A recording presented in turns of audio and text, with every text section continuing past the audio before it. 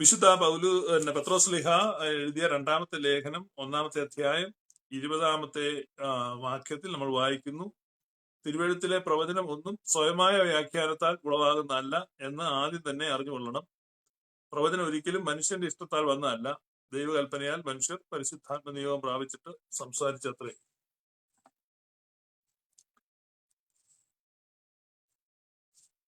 ഇപ്പം ദൈവത്തിന്റെ തിരുവെഴുത്തിലെ പ്രവചനങ്ങൾ അത് സ്വന്തമായ വ്യാഖ്യാനങ്ങൾക്ക് വേണ്ടി ഉള്ളതല്ല എന്ന് വളരെ വ്യക്തമായി തിരുവെഴുത്ത് നമ്മോട് പറയുക. നമുക്ക് തോന്നുന്ന രീതിയിൽ കാര്യങ്ങൾ ഗ്രഹിക്കുവാനല്ല തിരുവെഴുത്തുകൾ നമുക്ക് നൽകപ്പെട്ടിരിക്കുന്നത് എന്നാണ് അർത്ഥമാക്കുന്നത്. ഇത് ഒരു മടങ്ങിപ്പോക്കിന്റെ സീസണാണ്. ധാരാളം റിപ്പോർട്ടുകൾ നമുക്ക് പല ഭാഗത്തു നിന്ന് കിട്ടിക്കൊണ്ടിരിക്കുകയാണ്. ആളുകൾ സത്യം മനസ്സിലാക്കുക. എന്നെ കേട്ടുകൊണ്ടിരിക്കുന്ന പെന്തക്കോസ്ത് വിഭാഗത്തിൽ പെട്ടിട്ടുള്ള വിശ്വാസികളും ശുശ്രൂഷകന്മാരും ദയവായി ശ്രദ്ധിക്കുക. കഴിഞ്ഞ ചില വർഷങ്ങളായി ഓൺലൈനിൽ നടക്കുന്ന ഈ ഓൺലൈനിൽ നടക്കുക എന്ന് പറഞ്ഞാൽ എന്തോ ഒരു കുറഞ്ഞ കാര്യമല്ല. കാരണം വളരെ വേഗം അധികം ആളുകളിലേക്ക് എത്തുന്ന രീതിയിലുള്ള സംവാദങ്ങളും ചർച്ചകളും ഒക്കെയാണ് ഓൺലൈനിൽ നടക്കുന്നത്. അതിന്റെ ഇമ്പാക്റ്റ് വളരെ വലുതാണ്. ഈ ഓൺലൈനിൽ നടക്കുന്ന ഈ സംവാദങ്ങളും ചർച്ചകളും സൂക്ഷ്മമായി നിരീക്ഷിച്ചിട്ട് ക്രിസ്തീയ വിശ്വാസം വളരെ അധികം അപകടത്തിലേക്ക്, കാരണം ക്രിസ്തീയ വിശ്വാസം അനേകർ ഉപേക്ഷിക്കുന്നതായിട്ട് എനിക്ക് നേരിട്ട് മനസ്സിലായി. അപ്പൊ അതിന്റെ കാരണം ഞാൻ അന്വേഷിച്ചപ്പോഴാണ്, പലപ്പോഴും സൂചിപ്പിച്ചിട്ടുള്ളതാണ്, ഞാൻ യഥാർത്ഥ സുവിശേഷമല്ല നമ്മൾ പ്രസംഗിക്കുന്നത് എന്ന് മനസ്സിലായത്. കാരണം യുക്തിവാദികളുടെയും ഇസ്ലാമിസ്റ്റുകളുടെയും ഒക്കെ ചോദ്യങ്ങൾക്ക് മുമ്പിൽ നമ്മളുടെ യുവജനങ്ങൾ പതറിപ്പോകുന്നു, അവർക്ക് ഉത്തരമില്ലാതെയാകും. പലരും വിശ്വാസം വിടുവാനോ അല്ലെങ്കിൽ ഇതര വിശ്വാസത്തെ പുൽകുവാനോ നിർബന്ധിതരാകുന്നു. അപ്പൊ അങ്ങനെ ക്യാമ്പസുകളിലേക്ക് അയക്കുന്ന നിങ്ങളുടെ യുവജനങ്ങളെ നിങ്ങൾ എന്ത് എക്യുപ്പ് ചെയ്താണ് അയക്കുന്നത്? എന്ത് എക്യുപ്പ് ചെയ്ത്? ഇപ്പം ആളുകളെ തിരിച്ചയക്കുക, ഇതൊക്കെ ഒരു വളരെ തെറ്റിദ്ധാരണയുണ്ട്. What are we doing?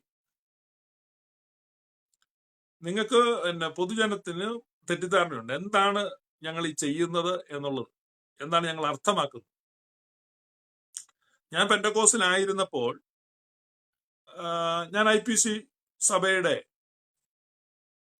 General കൗൺസിലുള്ള എല്ലാവർക്കും ഈ കാര്യങ്ങളെ കാണിച്ച് കത്തയച്ചിട്ടുണ്ട്, ഇമെയിൽ അയച്ചിട്ടുണ്ട്, പലരെയും ഫോണിൽ വിളിച്ച്, ഒഫീഷ്യൽസിനെയൊക്കെ ഫോണിൽ വിളിച്ചും പറഞ്ഞിട്ടുണ്ട്. പക്ഷെ അവരൊരിക്കലും ഇത് ഗൗരവമായിട്ട് എടുത്തിട്ടില്ല.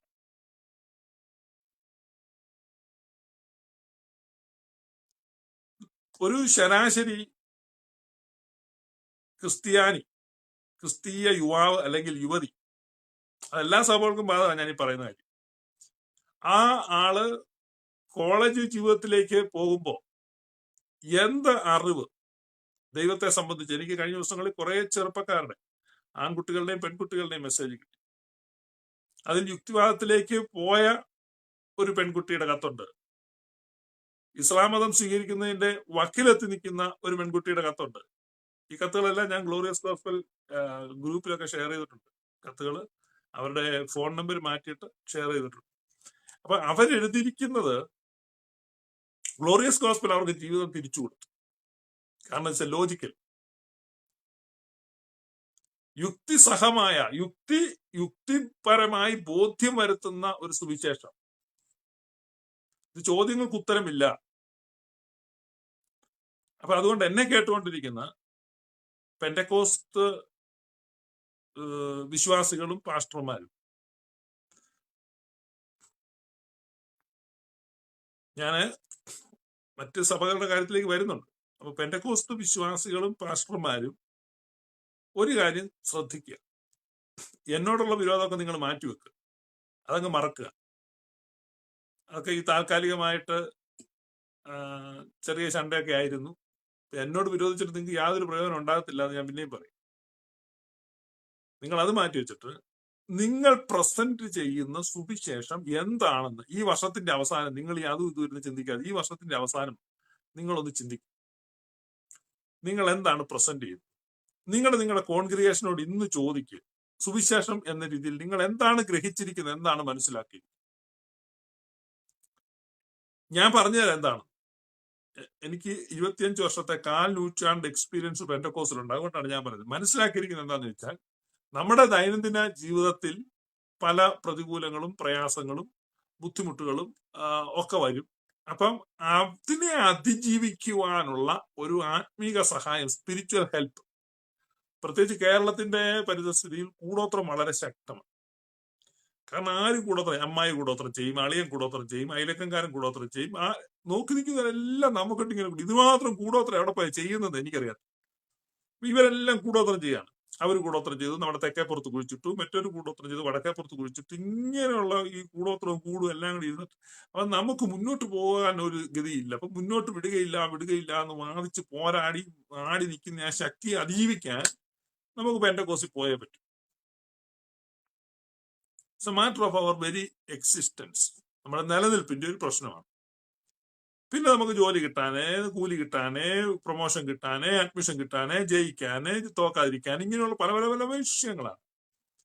അപ്പൊ ഇതിനൊക്കെയുള്ള ഒരു supernatural help, extraterrestrial helping ഹാൻഡിന് വേണ്ടിയാണ് പല ആളുകളും ഈ പെന്റക്കോസ്റ്റിൽ നിൽക്കുന്നത്. എന്നെ കേൾക്കുന്ന പെന്റക്കോസ്റ്റിൽ അല്പമെങ്കിലും സുബോധം അവശേഷിച്ചിട്ടുള്ളവർ, നിങ്ങൾ ചെക്ക് യുവർസെൽഫ്, ആണോ അല്ലയോ? എത്ര ദയനീയമായ അവസ്ഥയാണ്, എത്ര ദയനീയമായ അവസ്ഥയാണ്. അപ്പൊ അതിനെ മുതലെടുക്കുകയാണ്, ചൂഷണം ചെയ്യാണ്. ഇപ്പൊ ഈ മണറാട് പള്ളിയിലോ പുതുപ്പള്ളി പള്ളിയിലോ അപ്പൊ അങ്ങനെയുള്ള പള്ളിയിലൊക്കെ ആളുകൾ പോയി നേർച്ചകളും കാഴ്ചകളും, അപ്പൊ അതിനെയൊക്കെ പരിഹസിക്കുന്നുണ്ട് പെന്റക്കോസ്റ്റുകാർ. നിങ്ങളൊരു കാര്യം മനസ്സിലാക്കണം. ഇപ്പൊ മണറാട് പള്ളിയില് നേർച്ച ഇടാൻ വേണ്ടി പോകുന്ന ഒരാള് ഒരു മുത്തുക്കുട എടുത്ത് വെക്കുന്നു, അല്ലെങ്കിൽ ഒരു ആൾരൂപം എടുത്തു വെക്കുന്നു, അല്ലെങ്കിൽ അപൂർവമായി ചിലർ ഉരുള് നേർച്ച നടത്തുന്നു. ഇതൊക്കെയാണ് അവിടുത്തെ നേർച്ചകൾ. നിങ്ങൾക്കൊരു കാര്യം മനസ്സിലാക്കണം. അവിടെ ഒരു ആൾരൂപം എടുത്തു വെക്കുന്നതോ, അവിടെ ഒരു ഉരുള് നേർച്ച നടത്തുന്നതോ, അവിടെ എണ്ണ ഒഴിക്കുന്നതോ, ഇങ്ങനെയൊക്കെയുള്ള ഈ നേർച്ചകളോ കാഴ്ചകളോ ഭക്ത അഭ്യാസങ്ങളോ ആയിട്ട് ചർച്ചിന്റെ ലിറ്റർജിക്ക് യാതൊരു ബന്ധവും ഇല്ല. നിങ്ങളാ മനസ്സിലാക്കേണ്ടത്. അതായത് ഈ പറയുന്ന ഈ യാക്കോബപ്പള്ളിയിൽ എന്ത് നടന്നാലും, ഇപ്പൊ കഴിഞ്ഞ ദിവസം എന്നോട് ഒരാൾ പറഞ്ഞു, പുതുപ്പള്ളി പള്ളിയില് കോഴി വെട്ടുന്നു. പെന്റക്കോസ്റ്റുകാർ പറഞ്ഞു എന്നോട് പരാതി,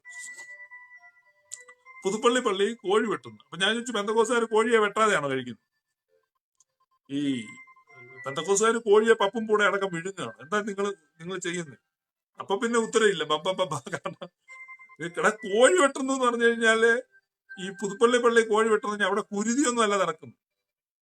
അതൊരു സമൂഹമായിട്ട്, അതായത് ഈ പഴയ കാലത്ത് മനുഷ്യന്റെ ജീവിതത്തിലെ വലിയൊരു, അന്നത്തെ കാലത്ത് നിങ്ങൾക്കറിയാം, ഇന്നത്തെ പോലെ ബ്രോയിലർ ചിക്കൻ കട എല്ലാവരും ആളുകൾ ദിവസം കോഴി മേടിച്ച് വറക്കൊന്നുമല്ല.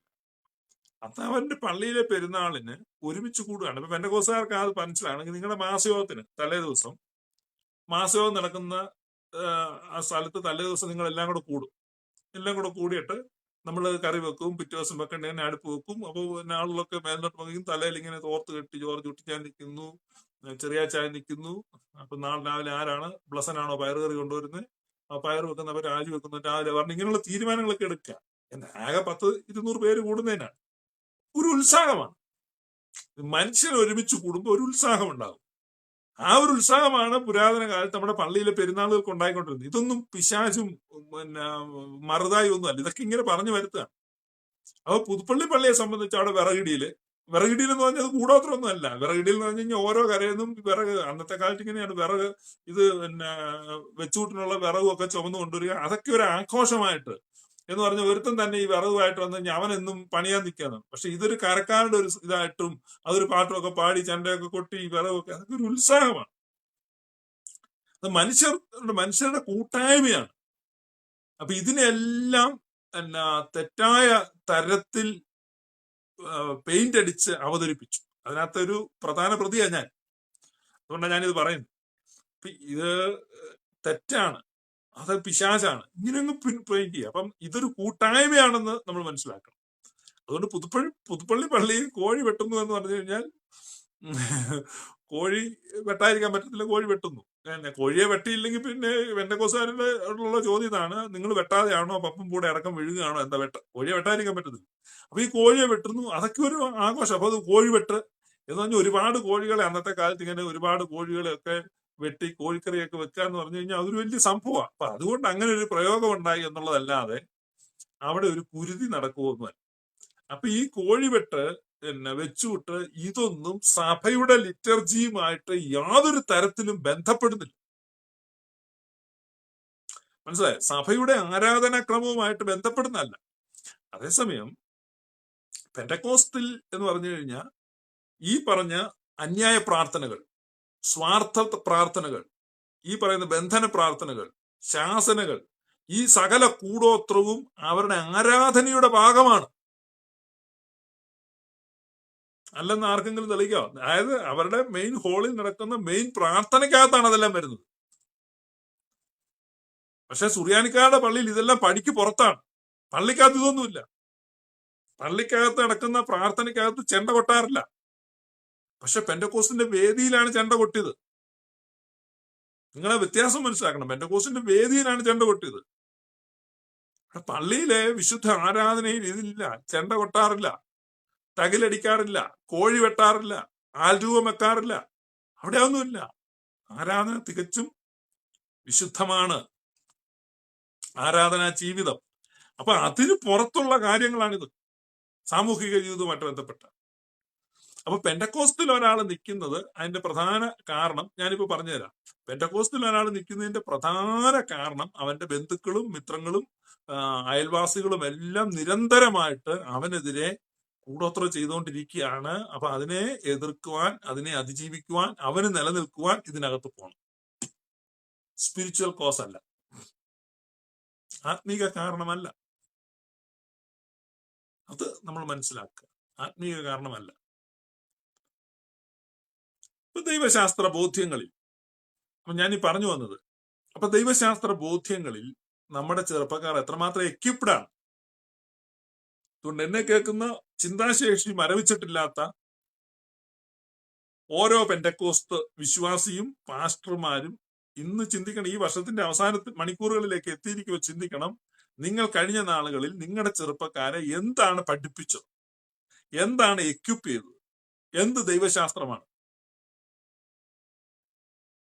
അവര് കോളേജിലേക്ക് പോകുന്ന ആളുകളാണ്. അപ്പൊ അവർ കോളേജുകളിലേക്ക് ചെല്ലുമ്പോൾ അവരവിടുന്ന് അഭിമുഖീകരിക്കാൻ പോകുന്ന ചോദ്യങ്ങൾ യുക്തിവാദികളുടെ ചോദ്യങ്ങളും ഇസ്ലാമിസ്റ്റുകളുടെ ചോദ്യങ്ങളുമാണ്. ആ ചോദ്യങ്ങളെ അഭിമുഖീകരിക്കുവാൻ, ഉത്തരം നൽകുവാൻ അതിനുള്ള കെൽപ്പ് നിങ്ങളുടെ വിദ്യാർത്ഥികൾക്കുണ്ടോ?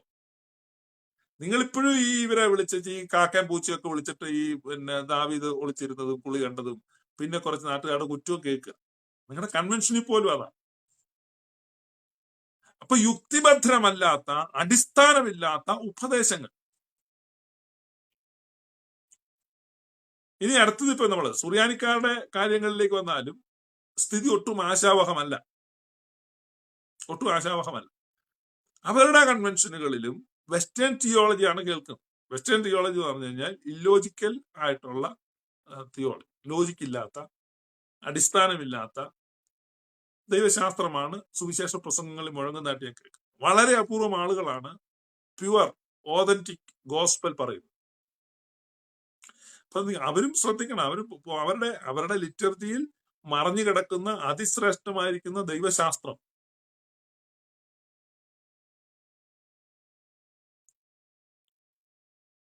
the orthodox theology, that is the antidote to the atheism and materialism. അപ്പൊ ഭൗതികവാദത്തിനും യുക്തിവാദ ചിന്തകൾക്കും നിരീശ്വരവാദത്തിനും ഫലപ്രദമായ മറുമരുന്ന് ഓർത്തഡോക്സ് ദൈവശാസ്ത്രമാണ്. പാശ്ചാത്യ ദൈവശാസ്ത്രം നിരീശ്വര ചിന്തകളെയും യുക്തിചിന്തകളെയും പ്രൊട്ടസ്റ്റന്റിനിസത്തെയും പ്രസവിക്കുകയാണ് ചെയ്തത്. അപ്പൊ പാശ്ചാത്യവും പൗരസ്ത്യവുമായ ചിന്താധാരകളായിട്ട് ക്രിസ്തീയ സഭയുടെ ഫിലോസഫി പിരിഞ്ഞപ്പോൾ പാശ്ചാത്യ വിഭാഗത്തിൽ നിന്നാണ് എന്തുണ്ടായത്? നാശകരമായ മതഭേദങ്ങൾ മുഴുവൻ ഉണ്ടായത്.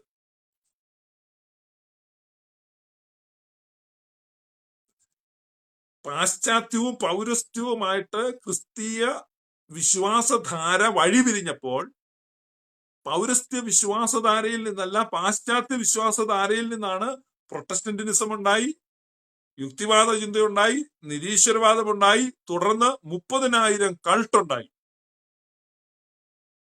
അപ്പൊ 30,000 കൾട്ട് ഉണ്ടായത് ഈ പാശ്ചാത്യ ചിന്താധാരയിൽ നിന്നാണ്. അപ്പൊ പൗരസ്ത്യവും ഏകവും വിശുദ്ധവും ശ്രേഷ്ഠവും ദൈവികവും യുക്തിഭദ്രവും ശക്തവും ദൃഢവുമായിരിക്കുന്ന ദൈവശാസ്ത്രത്തിലേക്ക് മടങ്ങുക എന്നുള്ളതാണ് ക്രിസ്ത്യാനിറ്റിക്ക് നിലനിൽക്കാനുള്ള മാർഗം. That is the final resort of Christianity. അതാണ് ഞാൻ കണ്ടിന്യൂസ് ആയിട്ട് പറഞ്ഞുകൊണ്ടിരിക്കുന്നത്. അപ്പൊ ഏർലി ചർച്ച് ഫാദേഴ്സിലേക്ക് നിങ്ങൾ മടങ്ങുക. ഇത് പെന്റക്കോസ്തുകാർക്കും ബാധകമാണ്. നിങ്ങൾ എന്നോട് പിണങ്ങണ്ട. നിങ്ങൾക്ക് നിങ്ങളുടെ ഫ്യൂച്ചറിന് നിങ്ങളുടെ ജനറേഷനിൽ നിലനിൽക്കണമെങ്കിൽ നിങ്ങൾ ഈസ്റ്റേൺ തിയോളജിയിലേക്ക് മടങ്ങുക. നിങ്ങൾ നിങ്ങളുടെ പെന്റക്കോസ്ത് സഭകളെല്ലാം പിരിച്ചു വിടണമെന്നൊന്നും അല്ല ഞാൻ ഈ പറയുന്നത്. ഞാൻ നിങ്ങളോട് പിണങ്ങുന്നില്ല. നിങ്ങൾക്ക് നിലനിൽപ്പുണ്ടാകണമെങ്കിൽ നിങ്ങൾ വന്നിട്ട് ഇനി ഞങ്ങളെ സഹായിക്കണ്ട, വേണ്ട. പക്ഷെ ഫ്യൂച്ചർ, കാരണം 30 വർഷം മുമ്പ് യൂറോപ്പ് എന്തായിരുന്നോ എങ്ങനെയായിരുന്നോ അതാണ് ഇന്നത്തെ കേരളം. വ്യക്തമായിട്ട് അറിയാവുന്ന ഒരാളാണ് ഈ പറയുന്നത്. 30 വർഷം മുമ്പ് യൂറോപ്പ് എങ്ങനെയായിരുന്നോ എന്തായിരുന്നോ അതാണ് ഇന്നത്തെ കേരളം. യൂറോപ്പ് ഇന്നത്തെ സ്ഥിതിയിലെത്താൻ 30 വർഷം എടുത്തെങ്കിൽ ഇന്നത്തെ യൂറോപ്പിന്റെ സ്ഥിതിയിലേക്ക് കേരളം എത്താൻ 10 വർഷം മതി. കാരണം സ്പീഡ് കൂടി. ഒന്നുകൂടെ പറയാം, 30 വർഷം മുമ്പ് യൂറോപ്പ്, എല്ലാ ക്രിസ്തീയ നേതാക്കന്മാരും ചെവി തുറന്ന് കേൾക്കുക, 30 വർഷം മുമ്പ് യൂറോപ്പ് എന്തായിരുന്നോ എങ്ങനെയായിരുന്നോ അതാണ് ഇന്നത്തെ കേരളം. ഇന്നത്തെ യൂറോപ്പിന്റെ അവസ്ഥയിലേക്ക് യൂറോപ്പ് എത്തിച്ചേരാൻ 30 വർഷം എടുത്തെങ്കിൽ ഇന്നത്തെ യൂറോപ്പിന്റെ അവസ്ഥയിലേക്ക് കേരളം എത്തിച്ചേരാൻ ഇനി ഒരു 30 വർഷം വേണ്ട, കേവലം 10 വർഷത്തിനകം ആ അവസ്ഥയിൽ എത്തിച്ചേരും. നിങ്ങൾ ഇപ്പോഴും ഉറക്കം തൂങ്ങിക്കൊണ്ടിരിക്കുകയാണ്. എന്നോടൊരു പെന്റക്കോസ്റ്റിലെ പാസ്റ്റർ പറഞ്ഞു, 10-65 വയസ്സുള്ള ഒരു പാസ്റ്ററാണ്, വലിയ സ്നേഹം, എന്നോട് വിളിച്ച് വർത്താനൊക്കെ പറഞ്ഞു. എന്നോണ്ട് ഷൂ പാസ്റ്റർ വലിയ കോലാഹലമാണല്ലോ ഉണ്ടാക്കുന്നത്, മൊത്തം ഇളക്കി മറിക്കുകയാണല്ലോ, അതാണ്. ഞാൻ നിങ്ങളൊന്നും പ്രതികരിക്കുന്നില്ല അച്ഛാ, നിങ്ങൾ എന്തെങ്കിലും അന്നേരം പറയൂ, എന്റെ ആയുസ് ചെയ്യാനുള്ള കെട്ടിക്കാനുള്ള പിള്ളേരൊക്കെ റെഡി ആവുകയും പുള്ളിക്ക് കുറെ പെൺപിള്ളേരെ കുറെ കല്യാണമൊക്കെ നടത്തണം, കുറെ കൺവെൻഷനൊക്കെ. അപ്പം എന്റെ ആയുസ്സിലും ആരോഗ്യത്തിലും എനിക്ക് കല്യാണം നടത്താനും മുട്ടുവരത്തില്ല, കൺവെൻഷൻ പ്രസംഗിക്കാനും മുട്ടുവരത്തില്ല. അത് കഴിഞ്ഞ് എന്തായാലും എനിക്ക് എന്നാ മുടിഞ്ഞു പോണെ പോട്ടനാ പോയെന്ന്. അതാണ് ആറ്റിറ്റ്യൂഡ്. ആ രോഗത്തിന്റെ പേര് ഹെസക്കിയ സിൻഡ്രോം എന്നാണ്. ഹെസക്കിയ എന്ന് പറഞ്ഞൊരു രാജാവ് ഇസ്രായേലിലുണ്ടായിരുന്നു. അവൻ തട്ടിപ്പോകുന്ന യെശയ്യാവ് എന്ന് പ്രവചിച്ചു. ഞാൻ നാട്ടുഭാഷ പറഞ്ഞിട്ടോ. അപ്പൊ യെശയ്യാവിനോട് ദൈവം പറഞ്ഞു, എടാ നമ്മുടെ ഹിസ്കിയാവ് ഉണ്ടല്ലോ, അവന് മരിക്കാൻ സമയമായി, നീ പോയി പറഞ്ഞേക്കാൻ. അപ്പം യെശയ്യാവ് ചെന്നിട്ട് പറഞ്ഞു, ഹിസ്കിയാവേ നീ മരിച്ചു പോയ വിഷയമുള്ളത്, അതുകൊണ്ട് ഗൃഹകാര്യങ്ങളൊക്കെ ഒന്ന് ക്രമത്തിലാക്കിയേക്കാം, അല്ലെ പിള്ളേരൊക്കെ ആ പടവ്. ഇപ്പൊ ആർക്ക് നമ്മുടെ മോളമ്മയ്ക്ക് അപ്പുറത്തെ 2 ഏക്കർ കണ്ടം കൊടുക്കുക, നമ്മുടെ സൗദിയിലുള്ള കുഞ്ഞുമോൾക്ക് ബാങ്കിലുള്ള പൈസ കൊടുക്കുക, നമ്മുടെ ജോർജ് കുട്ടിക്ക് മുകളിലത്തെ പറമ്പ് കൊടുക്കുക, നമ്മുടെ അവറാൻകുട്ടിക്ക് താഴത്തെ പറമ്പ് കൊടുക്കുക, വീടും പറമ്പും എല്ലാം കൂടെ ഏറ്റവും ഇളവിന് കൊടുക്കാം. ഇങ്ങനെയൊക്കെ തീരുമാനം എടുക്കണം. അപ്പൊ അതിനു വേണ്ടിയാണ് ഈ യെശയ്യാവ് ചെന്നിട്ട് ഹിസ്കിയാവിനോട് പറഞ്ഞു, ഹിസ്കിയാവേ നീ ഉടനെ മരിക്കും, നീ നിന്റെ ഗൃഹകാര്യങ്ങൾ ക്രമത്തിലാക്കണം. അപ്പൊ ഹിസ്കിയാവിനോട് ഇത് പറഞ്ഞിട്ട് യെശയ്യാവ് അങ്ങ് പോയി. യെശയ്യാവ് പോയി കഴിഞ്ഞാൽ ഹിസ്കിയാവ് എന്ത് ചെയ്തു? ഹിസ്കിയാവ് പോയി ഭിത്തിയോട് മുഖം ചേർത്ത് വെച്ച് കരയാൻ തുടങ്ങി. എന്റെ കർത്താവ്, എനിക്കിപ്പം മരിക്കണ്ട, എനിക്ക് എന്റെ ആയുസ് നീട്ടിത്തരണേ, എന്റെ ആയുസ് നീട്ടിത്തരണേ, എന്റെ ആയുസ് നീട്ടിത്തരണേ, കർത്താവ് എന്നെ ഇപ്പൊ മരിപ്പിക്കല്ലേ. അപ്പൊ ഇങ്ങനെ പറഞ്ഞു കഴിഞ്ഞപ്പോ കർത്താവിന് തന്നെ അങ്ങ് വിഷമായിപ്പോയി, നാണക്കേടുമായിപ്പോയി. കാരണം കർത്താവ് പുള്ളിയുടെ കർത്താവിന്റെ അടുത്തോട്ട് വിളിക്കാൻ നോക്കിയിട്ട് ഈ പുള്ളി വരുന്നില്ല. അപ്പൊ പറഞ്ഞു, എന്നാ പിന്നെ ആയുസ് നീട്ടിക്കഴിഞ്ഞാൽ നമ്മുടെ പ്രവാചകൻ കള്ളനാവും, ചുമ്മാ നീട്ടാൻ പറ്റത്തില്ലല്ലോ. കാരണം പ്രവാചകനെ വിട്ട് പറയിച്ചിരിക്കുക മരിച്ചു പോകും. പിന്നെ ഇവൻ മരിച്ചില്ല, ഇവൻ നീണ്ടു കഴിഞ്ഞു കഴിഞ്ഞാൽ പിന്നെ ഈ ഹിസ്കിയാവിന്റെ സ്വഭാവം, പിന്നെ യെശയ്യാവിനെ കാണുമ്പോൾ എല്ലാം കളിയാക്കും, നീ അല്ലേടാ പ്രവചിച്ച ഞാൻ മരിക്കുന്നുണ്ട്, ഞാൻ മരിച്ചില്ലല്ലോ. അപ്പൊ അതുകൊണ്ട് ദൈവം യെശയ്യാവിനോട് തന്നെ പറഞ്ഞേടാ, യെശയ്യാവേ അവൻ ഭയങ്കര കരച്ചില്ല, അതുകൊണ്ട് ഒരു 15 കൊല്ലം അവൻ ആയുസ് നീട്ടാൻ പോവാണ്, നീ ചെന്നെന്ന് പറഞ്ഞേക്കാം. അപ്പൊ യെശയ്യാവ് പോയ പോലെ തിരിച്ചു വന്നു ചോദിച്ചാൽ നിന്റെ ശല്യം കാരണം, കരച്ചിൽ കാരണം നിനക്ക് ഒരു 15 കൊല്ലം ആയുസ് അങ്ങോട്ട് നീട്ടുക എന്ന് പറഞ്ഞു. പക്ഷെ ഈ ആയുസ് നീട്ടുന്നത് കൊണ്ട് വലിയ ഗുണമൊന്നുമില്ല. ഈ 15 കൊല്ലത്തിനിടെ നിനക്കൊരു മകൻ ഉണ്ടാവും. ആ മകനാണ് മനശ്ശെ, ഇസ്രായേലിന്റെ ചരിത്രത്തിലെ the most wicket king in the history of Israel. അപ്പൊ അവൻ ചെയ്യാൻ പോകുന്ന വൃത്തികേടുകൾ എന്ന് പറഞ്ഞാൽ എന്ന് പറഞ്ഞാൽ നീ ആയുസ് നീട്ടിയല്ലോ എന്ന് ഓർത്ത് ദുഃഖിക്ക, അത്ര നീ ഇപ്പൊ മരിക്കുന്ന നല്ലത്. അപ്പൊ ഹിസ്കിയാവ് ഇതെല്ലാം കേട്ടു. അപ്പൊ തനിക്കുണ്ടാകുന്ന മകൻ ഇസ്രായേലിൽ ഏറ്റവും വിക്കറ്റ് കിങ് ആയിരിക്കും എന്ന വാർത്ത കേട്ട് കഴിഞ്ഞപ്പം ഹിസ്കിയാവിന് ഒരു ഭാവമേറ്റു. യെശയ്യാവ് ഓർത്ത് ഇവൻ പിന്നെയും പൊട്ടിക്കരഞ്ഞു, അയ്യോ എനിക്ക് ഇപ്പൊ അങ്ങ് മരിച്ചാൽ മതി, എനിക്ക് ഇത്രയും എന്റെ തലമുറയിൽ ഇത്രയും വലിയ കഷ്ടം വരുന്നെങ്കിൽ എനിക്ക് ആയുസ് നീട്ടണ്ട എന്ന് പറയുമെന്ന് ഓർത്ത യെശയ്യാവ് ഇത് പറഞ്ഞു. അപ്പൊ ഹിസ്കിയാവ് പറയാ, അത് സാരമില്ല, എന്റെ ആയുസിൽ കുഴപ്പമൊന്നുമില്ല, എന്റെ ആയുസിൽ കുഴപ്പമില്ല. എന്നാലും ഇപ്പം 15 കൊല്ലം എനിക്ക് ആയുസുണ്ട്. എനിക്കൊരു മകനുണ്ടായി, അവൻ മുതിർന്ന് വൃത്തികേട് കാണിക്കാൻ തുടങ്ങുന്നതിന് മുമ്പ് ഞാനങ്ങ് കടന്നു പൊക്കോളൂ. അപ്പൊ എന്റെ ആയുസിൽ കുഴപ്പം എനിക്ക് ഉണ്ടാകത്തില്ല. അതാ ചിന്ത. അങ്ങനെ ചിന്തിക്കുന്ന ചിന്തയുടെ പേരാണ് ഹെസക്കിയ സിൻഡ്രം. അപ്പൊ കേരളത്തിലെ ക്രിസ്തീയ അധ്യക്ഷന്മാർക്ക് ബാധിച്ചിരിക്കുന്ന രോഗം ഇതാണ്, ഹെസക്കിയ സിൻഡ്രം. അവർ തലമുറകളെ പറ്റിയും ഭാവിയെ പറ്റിയും ചിന്തിക്കുന്നില്ല. അവരുടെ ആയുസ് സുഖകരമാക്കുക, ക്ഷേമകരമാക്കുക, ഉല്ലാസപ്രദമാക്കുക, ആനന്ദപ്രദമാക്കുക, സുരക്ഷിതമാക്കുക, ഇതൊക്കെയാണ് അവരുടെ ചിന്ത. അപ്പൊ ഹെസക്കിയയെ ബാധിച്ചിരിക്കുന്ന, ഹെസക്കിയയുടെ ബാധിച്ച ആ ചിന്ത ഹെസക്കിയ സിൻഡ്രം ബാധിച്ചിരിക്കുക.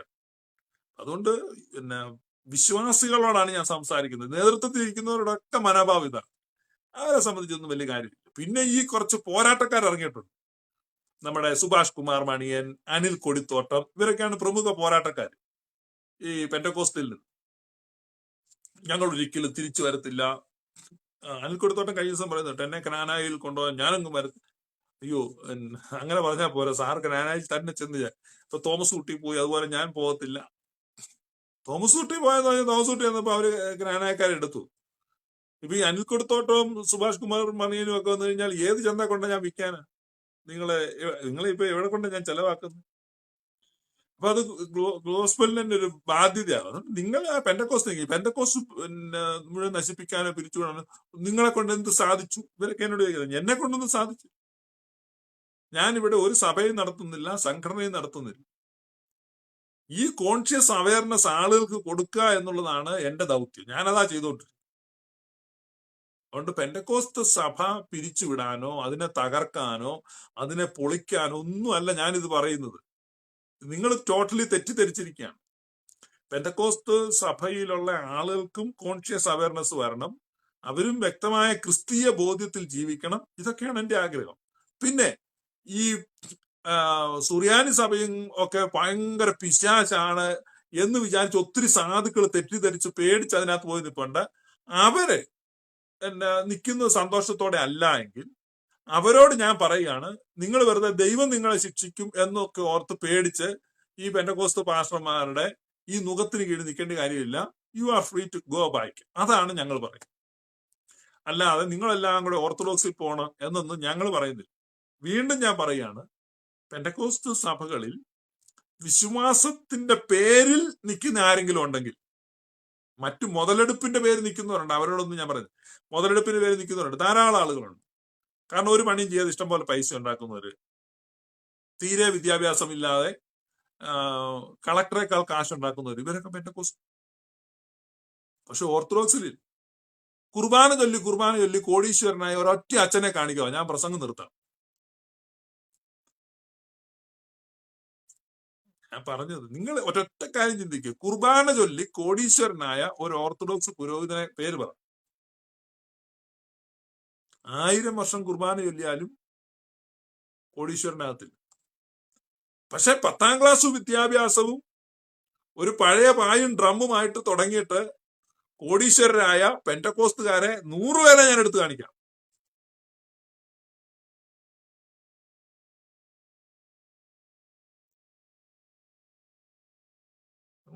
കുർബാന ചൊല്ലി കോടീശ്വരനായ ഒരച്ഛനും. പക്ഷെ പെന്റക്കോസ്റ്റ് കറക്ക് കമ്പനിയിൽ കോടീശ്വരനാകാനുള്ള ഒരു സാധ്യതയുണ്ട്. 10 വർഷത്തിൽ താഴെ സമയം കൊണ്ട് കോടാനുകോടികൾ സമ്പാദിച്ച എത്രയോ പേര് കേരളത്തിലുണ്ട് ഈ സുവിശേഷം കൊണ്ട്. അപ്പൊ നിങ്ങൾക്ക് മനസ്സിലാവും. അപ്പൊ അവർക്ക് പൊള്ളും, അവരെനിക്കെതിരെ പ്രതിരോധം തീർക്കും, അവരെനിക്കെതിരെ വാലാട്ടുകൾ എഴുന്നേപ്പിച്ചു വിടും. പ്രത്യക്ഷത്തിൽ എനിക്കെതിരെ കുരയ്ക്കുന്നവരാരും കോടികൾ സമ്പാദിക്കുന്നില്ല, പക്ഷെ അവരുടെ ബാങ്ക് അക്കൗണ്ടിൽ കൃത്യമായി പണം വീഴുന്നുണ്ട്. നിങ്ങൾ മനസ്സിലാക്കണം, ഇതെല്ലാം പെയ്ഡ് ആൻഡ് സ്പോൺസേർഡ് ഡോഗ്സ് ആണ്. നിങ്ങൾ നോക്കുമ്പോൾ അയ്യോ സാധുവായ മനുഷ്യൻ സുവിശേഷത്തിന് വേണ്ടി കുരയ്ക്കുന്നു, അല്ല, അവരുടെ പുറകിൽ സ്പോൺസേഴ്സ് ഉണ്ട്. ഈ സുവിശേഷത്തിനെതിരായിട്ട്, അതായത് ഞാൻ ഉയർത്തിവിടുന്ന ഈ ആശയം നാളെ കേരളത്തിലെ ക്രിസ്തീയ മണ്ഡലങ്ങളിൽ അത് സ്വാധീനം ചെലുത്തിയാൽ ആരുടെ ബിസിനസ് ആണോ പൊട്ടുന്നത്, ആരുടെ കടകളാണോ പൂട്ടുന്നത്, അവര് ഈ പറയുന്ന ഫ്രണ്ടിൽ നിന്ന് കുറയ്ക്കുന്നവർക്ക് പണം കൊടുക്കുന്നുണ്ട്. ഇത് വലിയ രാഷ്ട്രീയമാണ് പ്രിയപ്പെട്ടവർ. നിങ്ങൾക്ക് ഇതൊന്നും മനസ്സിലാകത്തില്ല. നിങ്ങൾ സാധാരണ വിശ്വാസികൾ ഓർക്കുന്ന അയ്യോ ആ ദേവദാസ് അല്ല, ഇതിനകത്തെല്ലാം അന്തർധാര സജീവമാണ്. കൃത്യമായി പണം വാങ്ങിക്കൊണ്ടാണ് ഇവരിത് ചെയ്യുന്നത്. നിങ്ങൾക്ക് മനസ്സിലാകുന്നുണ്ടോ? കൃത്യമായി. അതല്ല ഇപ്പൊ ഈ 10 ലക്ഷവും 20 ലക്ഷവും ഒക്കെ പൊങ്ങി വരുന്നേ. നിങ്ങളിത് മനസ്സിലാക്കണം. ഇതിന്റെ എല്ലാം പുറകിൽ ആളുകളുണ്ട്. കാരണം ഇത് ആർക്ക് നഷ്ടം വരുന്നോ അവരിതിനകത്ത് കൊള്ളുന്നു. അവര് മിണ്ടാതിരിക്കല്ല, നിങ്ങൾ അവര് ഇങ്ങനെ ഫ്രണ്ടിൽ കൂടെ ആളുകളെ വിടും. അവരാണ് ഈ സംസാരിക്കുന്നത്. അപ്പൊ അതുകൊണ്ട് ഞാൻ പറഞ്ഞു വന്നത്, കുർബാന ചൊല്ലി കോടീശ്വരരായ ആരുമില്ല. അതുകൊണ്ട് we are safe, we are safe, we are more safe to be in an orthodox church. ഇപ്പൊ കോട്ടയത്തുള്ള ഒരു ആൾദൈവത്തെ പോയി, ക്രിസ്ത്യൻ ആൾദൈവത്തെ പോയി കണ്ട് നിങ്ങളുടെ കാര്യം പറഞ്ഞ് പ്രാർത്ഥിച്ചാൽ നിങ്ങൾ അപ്പോഴെ തന്നെ അവരുടെ ഒരു TV പരിപാടി സ്പോൺസർ ചെയ്യേണ്ടി വരും, എപ്പിസോഡ് സ്പോൺസർ ചെയ്യേണ്ടി വരും. പിന്നെ നിങ്ങളുടെ ആക്കവും തൂക്കവും ആസ്തിയും എല്ലാം അവർ തിരക്കും. അപ്പൊ ബാംഗ്ലൂർ സ്ഥലം ഉണ്ടല്ലേ, ഫ്ലാറ്റ് ഉണ്ടല്ലേ, ഇതെല്ലാം അവർ ചോദിക്കും. ഇതൊക്കെ അവർ ചോദിക്കും. പിന്നെ അതിനനുസരിച്ചുള്ള സ്പോൺസറിങ്, പിന്നെ നിങ്ങളുടെ വീട് വിസിറ്റിങ്, ആകപ്പാടെ പിന്നെ പല പല കാര്യങ്ങളാണ്. പിന്നെ ഒരു ഫോൺ വരും, നമ്മുടെ ഒരു ദൈവദാസൻ നൈജീരിയയിൽ നിന്ന് വരുന്നുണ്ട്, നമ്മുടെ മീറ്റിംഗ് അറിയാമല്ലോ, 7 ദിവസത്തെ മീറ്റിംഗ്, നമ്മുടെ മുഖ്യ അതിഥിയാണ്. അറിയാം. അവ എന്താണ്, അപ്പൊ അദ്ദേഹത്തിന്റെ ഫ്ലൈറ്റ് ടിക്കറ്റ് ബിസിനസ് ക്ലാസ് വേണം. അദ്ദേഹം 3 പേരും ഉണ്ട്. ബ്രദർ ഒന്ന് ബുക്ക് ചെയ്യണം. ബ്രദറിന് ബുക്ക് ചെയ്യാതിരിക്കാൻ പറ്റത്തില്ലോ, ബ്രദർ ബുക്ക് ചെയ്യുക. അങ്ങനെ ഒരു ബ്രദർ ബുക്ക് ചെയ്ത് ബ്രദർ വിളിച്ച് പറഞ്ഞതിനോട്. അപ്പൊ ബ്രദർ ബുക്ക് ചെയ്തു, എല്ലാം കൂടെ 4 ലക്ഷം രൂപ. അപ്പൊ ഈ രീതിയിലുള്ള മുഖങ്ങൾ വരും. അതേസമയം നിങ്ങൾ പുതുപ്പള്ളി പുണ്യാളന്റെ നടയിൽ പോയി പ്രാർത്ഥിക്കും. പുതുപ്പള്ളി പുണ്യാളന്റെ നടയിൽ പോയി പ്രാർത്ഥിച്ചിട്ട് നിങ്ങൾ വീട്ടിൽ നിങ്ങൾ 1 കൊല്ലം കഴിഞ്ഞാലും പുതുപ്പള്ളി പുണ്യാളെ ഫോൺ വിളിച്ചേച്ച് ഇന്നത് സ്പോൺസർ ചെയ്യണമെന്നോ എന്റെ എപ്പിസോഡ് സ്പോൺസർ ചെയ്യണമെന്നോ ഒന്നും പറയത്തില്ല. You are safe. അപ്പൊ അതുകൊണ്ട് നിങ്ങൾ ഈ പരിമല തിരുമേനോട് പ്രാർത്ഥിക്കുകയും പുതുപ്പള്ളി പുണ്യാളനോട് പ്രാർത്ഥിക്കുകയൊക്കെ ചെയ്യുന്നതാണ് സേഫ്. ഇങ്ങനെയുള്ള ആളുകൾ അടുത്ത് പോയി കഴിഞ്ഞാൽ പിന്നെ വലിയ കുഴപ്പമാണ്. അപ്പൊ ഞാൻ പറഞ്ഞു വന്നത്, കുർബാന ചൊല്ലി കോടീശ്വരന്മാരായ അച്ഛന്മാരില്ല. അപ്പൊ അത് ഒരു ട്രൂ ക്രിസ്ത്യൻ ചർച്ചാണ്. ആരും ഈ ചൂഷണം ചെയ്യുന്നില്ല. അത് തന്നെയല്ല, ആ സഭയെ കൊണ്ട് ഈ ലോകത്തിന് വെളിച്ചമാണ്, പ്രയോജനമല്ല. കത്തോലിക്ക തിരുസഭ ഇല്ലെങ്കിൽ കേരളത്തിലെ ക്രിസ്ത്യാനിറ്റി നിങ്ങൾ കണ്ണടച്ച് ചിന്തിക്കുക. നിങ്ങളിപ്പോ എല്ലാവരും ഒന്ന് കണ്ണടച്ചാട്ടെ. കണ്ണടച്ച് നമ്മളെല്ലാം കണ്ണടച്ചിട്ട് ഇങ്ങനെ ചിന്തിക്കുക. കേരളത്തിൽ കാസർഗോഡ് തൊട്ട് കന്യാകുമാരി വരെ ഒരു കാത്തലിക് ഇൻസ്റ്റിറ്റ്യൂഷനും ഇല്ല. മനസ്സിൽ പോട്ടെ, എല്ലാം മാഞ്ഞു പോട്ടെ. എന്തൊരു ക്രിസ്ത്യാനിറ്റി ആയിരിക്കും അത്. ഇപ്പൊ കത്തോലിക്ക സഭയെ ചീത്ത വിളിക്കാൻ എളുപ്പമുണ്ട്. ഈ കാത്തലിക് ഇൻസ്റ്റിറ്റ്യൂഷൻ ഒന്നും ലോകത്തില്ലെങ്കിൽ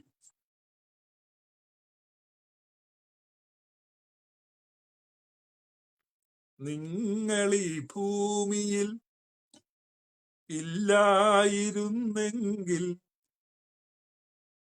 നിശ്ചലം ശൂന്യമീ ലോകം, അല്ലെ? അപ്പൊ അവരില്ലെങ്കിൽ എന്താ? നമുക്ക് എളുപ്പമുണ്ട്, കന്യാസികളെ ചീത്ത വിളിക്കാൻ എളുപ്പമുണ്ട്, അച്ഛന്മാരെ ചീത്ത വിളിക്കാൻ എളുപ്പമുണ്ട്, എല്ലാം വളരെ എളുപ്പമാണ്. പക്ഷെ അവരില്ലായിരുന്നല്ലോ, ക്രിസ്ത്യാനിറ്റിക്ക് ഇന്നത്തെ ഐഡന്റിറ്റി ഉണ്ടാവുമോ?